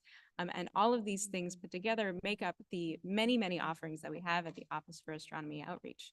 And the great thing is that we have the opportunity to build this all together with our communities, with our networks, and move things in the direction that people want to see it go. So we are very excited to welcome you to our network, to our community, to our family. And please join us in figuring out what the OAO should be doing in the future, how we should be proceeding into 2026 and beyond. And there's many really interesting things to look forward to in 2026 and 2027 and 2028. So, and actually 2029. So in 2029, there's going to be the International Year of Asteroid Awareness and Planetary Defense. And the Office for Astronomy Outreach will be participating in that in a couple of different ways. Yes, attract all the asteroids. Yes, attract all the asteroids, but do it safely and be aware of them. It's very important. So we will be participating in that. So that's something to look forward to a little bit farther down the horizon. In 2027, there's the International Astronomical Union General Assembly that'll take place in Rome. And we'll be able to do a bunch of different really interesting engagement opportunities, hopefully around using culture and history as a way to leverage engagement with astronomy. And in 2026, well, we're still trying to figure out precisely what we want 2026 to look like, but we're really excited to figure that out with you. And we're hoping that in the next 3 to 4 months or so, we'll have a much better idea of what that will look like, and we'll be able to share that with you and with the world. And so for all of those updates that you might be hoping to see from the Office for Astronomy Outreach, you can visit our website at iauoutreach.org and check out all of the really incredible resources that we have on there. We have our arm that's dedicated to public engagement that deals particularly with our national outreach coordinators and all of the work that they do. We have our arm that's dedicated to professional development of science communication that helps move forward the proliferation and spreading of astronomy. And of course, we have many different resources for the everyday person to go and look at and read and try to get a better understanding of astronomy. And so we have 20 minutes. I'm here for 20 minutes of space jokes, if you have 20 minutes of space jokes. But I want to open it up to the floor to anybody here who wants to send a thank you message to, actually, we should have direct thank yous to all of our volunteers that helped us out today. So we had, let me see my list. Renata, Camilo, Manette, Quatamok, Andrea, we had Abbas and John and Levy, and I'm gonna not do this off the top of my head because I will not do this right. But if anybody else wants to, in this room, maybe Naomi or Cynthia or Masaki, wants to mention anybody else that they thought that I'm forgetting at the moment, please let us know. Miho. Miho, of course. Miho's been working in the background this whole time. Thank you so much, Miho. You met Miho in the beginning, and Miho's here now. That's fantastic. Yay. Hello, Miho. Hi, Miho. And Makiko-san. And Makiko was awake at 3 in the morning. I cannot believe that she was awake that early, and I hope that you're watching Makiko. Makiko is the I think the heart and soul of the Office for Astronomy Outreach, personally. But of course, Shannon and Guillermo. yes, Shannon and Guillermo, of course, not volunteers, but they're part of the core of this project. Shannon, are you there? Do you want to turn on your screen?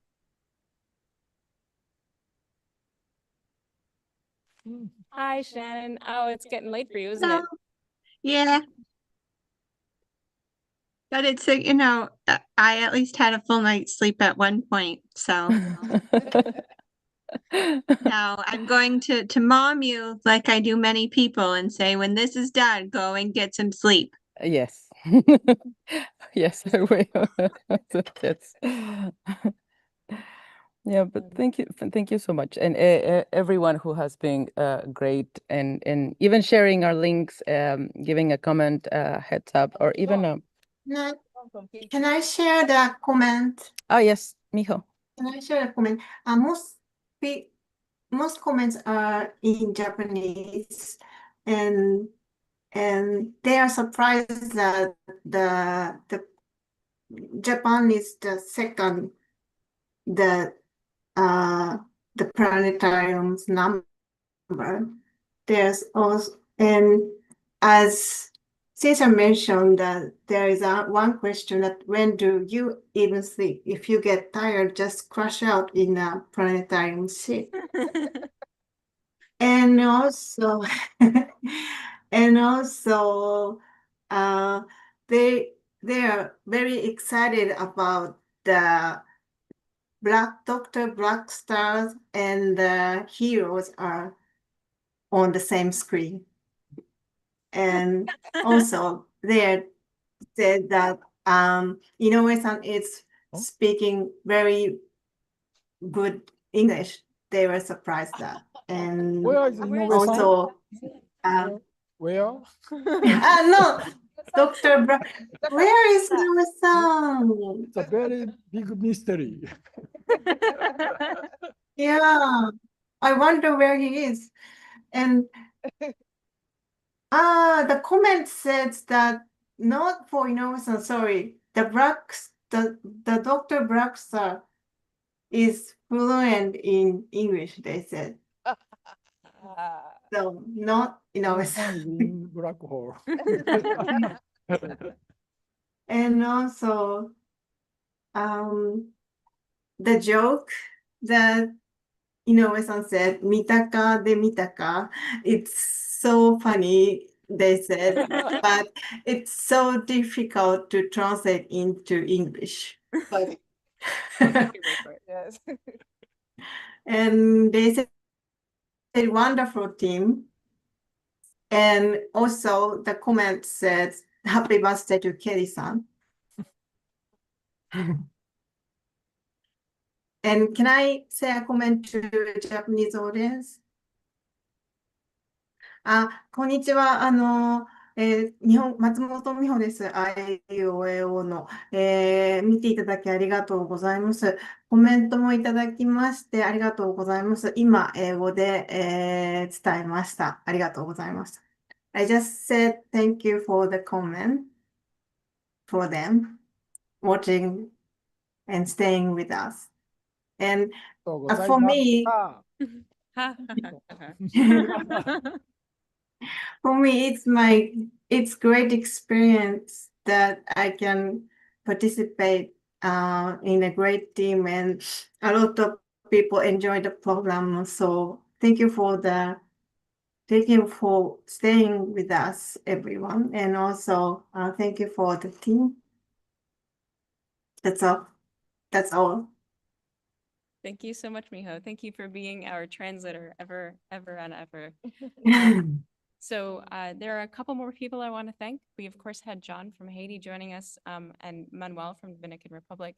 And we had Shrija, who was joining us. She lives in Japan, but she joined us with her family on stage. And she was also helping out in the background with social media and with YouTube. So thank you to everybody who participated, who volunteered, who helped us out throughout this process. It's really been it wouldn't have been possible without you, certainly. And it's really been a wonderful honor to work with all of you, all of you, and you.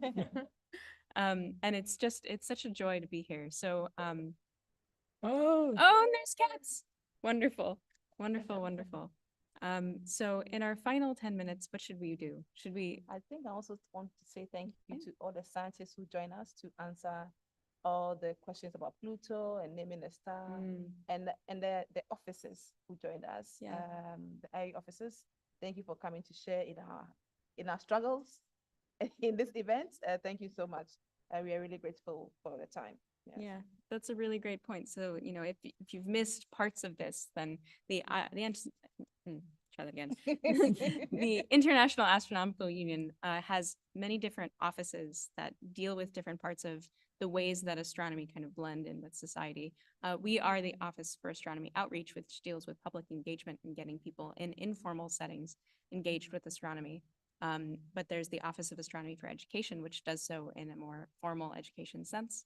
There's the Office of Young Astronomers that tries to engage PhD students and master's students with astronomy and with resources where they might not otherwise have access to.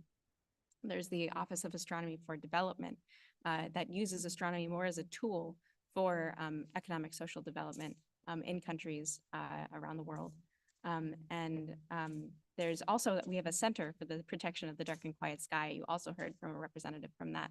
And they aim to just make sure that the sky is protected and that we're working with as many different stakeholders as possible to ensure that our night sky is as pristine as we can make it, while keeping in mind the fact that, you know, we are humans and we are ever expanding out into the solar system and beyond. So yes, the International Astronomical Union has this really interesting ecosystem that includes professional astronomy, but also astronomy from a more social standpoint as well. And the people who participated from those offices gave us a nice overview of the projects that they do, the things that they fund, the people that they work with, and the different kinds of activities that they do to make astronomy a more accessible, holistic. It gives a much broader perspective of astronomy and provides that worldwide. And that's one of the beautiful things about working with the IAU is that they're able to do that, and they have they want to do that. It's part of their mission is to make astronomy accessible and to bring people, as many people around the world, into the world of astronomy. So we've thanked. I'm sure I could thank everybody more times, several more times. Planetariums and observatories, and science museums that joined us because they showed us museums and artifacts and all the projectors. So thank you so much for being part of this, because we know you already had your celebration, but to join us and to showcase what you've done, I think we're really grateful for making this possible. Yeah. Cynthia? Yes, I just wanted to say thank you to our NOCs, particularly because we know the amount of work you have been conducting, and maybe some of you were not part of the live, and that doesn't mean that we don't see that you're doing such a big, important thing. So thank you for all of our NOCs that were doing their own events in their communities. This is a joint effort, definitely. But particularly, I want to thank my NOC team from Mexico, because they were not only just helping us as volunteers, but the amount of events that are happening in Mexico right now is huge. So we are so happy and so thankful for, I am so thankful for NOC team in Mexico, this is all the reach that we can have is because we have been working together. So thank you so much. And I just wanted to say something that might not be as related as this community, but it is to maybe my Latin American community, which I just want to mention that the last week we lost one of our most important science communicators, who was Dr. Julieta Fierro. She was a very important pillar of our science astronomy communication in Latin America. And she was a teacher for many astronomers and astrophysicists worldwide, but mostly her humanity of sharing science and community is one of the reasons that many of us still continue to participate and understand the needs of the particulars in countries so complicated like ours, like in Mexico, for instance. So thank you, Julieta. If you are with the stars now, we thank you so much. And we hope that we could be at least a little bit of all the big things that you already are and made of everyone else. So thank you, everyone. Muchas gracias. Ha sido maravilloso y definitivamente queremos seguir trabajando. Vamos a dormir, pero esto va a seguir y seguirá si lo hacemos todos juntos. Thank you so much.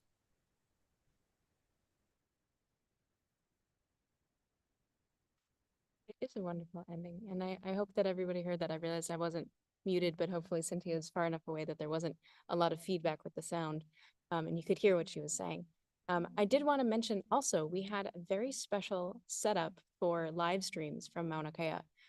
We had two, one was facing east, the other facing west. We were able to see the sunset and the sunrise from Mauna Kea. And there was also a special live stream that was set up facing north for us, specifically for this event. And so a big thank you to everybody that put that together, who helped us see the night sky and the daytime sky of the environs around the island of Hawaii.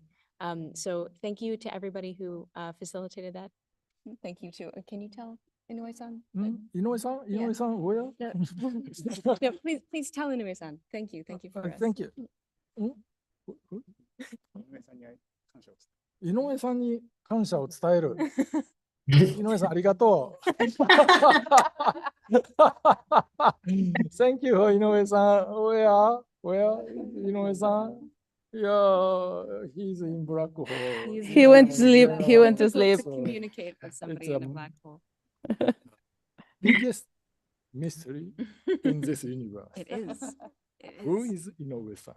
Who is black hole? The answer is in your dream.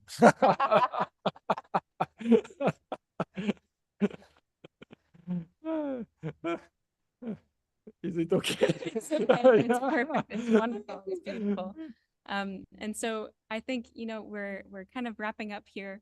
And I want to say thank you again to everybody who helped organize this, all of the volunteers who helped us make sure that this ran very smoothly, all the people here in the room with me, with us, who made sure that everything also ran really smoothly, physically with us here, who fed us and gave us water and coffee. And so thank you everyone for joining, for participating, for viewing, for being a part of this really global, beautiful event to bring us all together under one sky. Thank you for protecting us. Thank you for giving us puns. Yeah. And I want to end our live stream with how we had wanted it to begin with the no? Maybe we could share one last time the knock video. The knock video. Oh, and I'm not going to cry again this time. So this is. Do you want to share it? Okay. Yes, we're going to share, and after we're going to close, so we're not coming back after the video, so that it's like a dramatic. Very out. Yes. Okay. Okay, so say goodbye. So let's say goodbye once again. Thank you all. Ciao. Thank See you you, soon. Thank you all. ありがとうございます。ありがとうございます。ありがとうございました。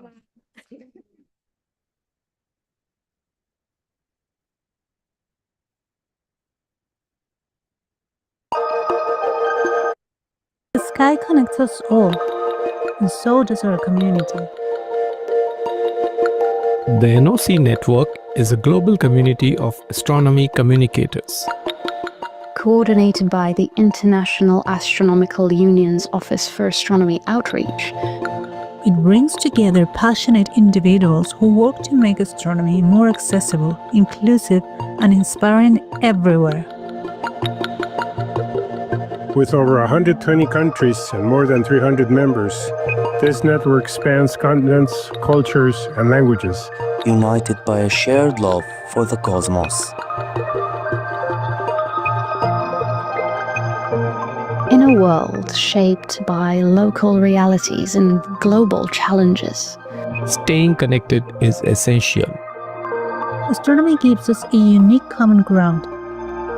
A way to build bridges between science and society. Between people and ideas. Between one horizon and another. This is more than a network. It's a shared journey beneath the same stars and toward a more connected world. We are the NOC network. Sharing the universe. Sharing the universe. Sharing the universe. Sharing the universe. One story at a time.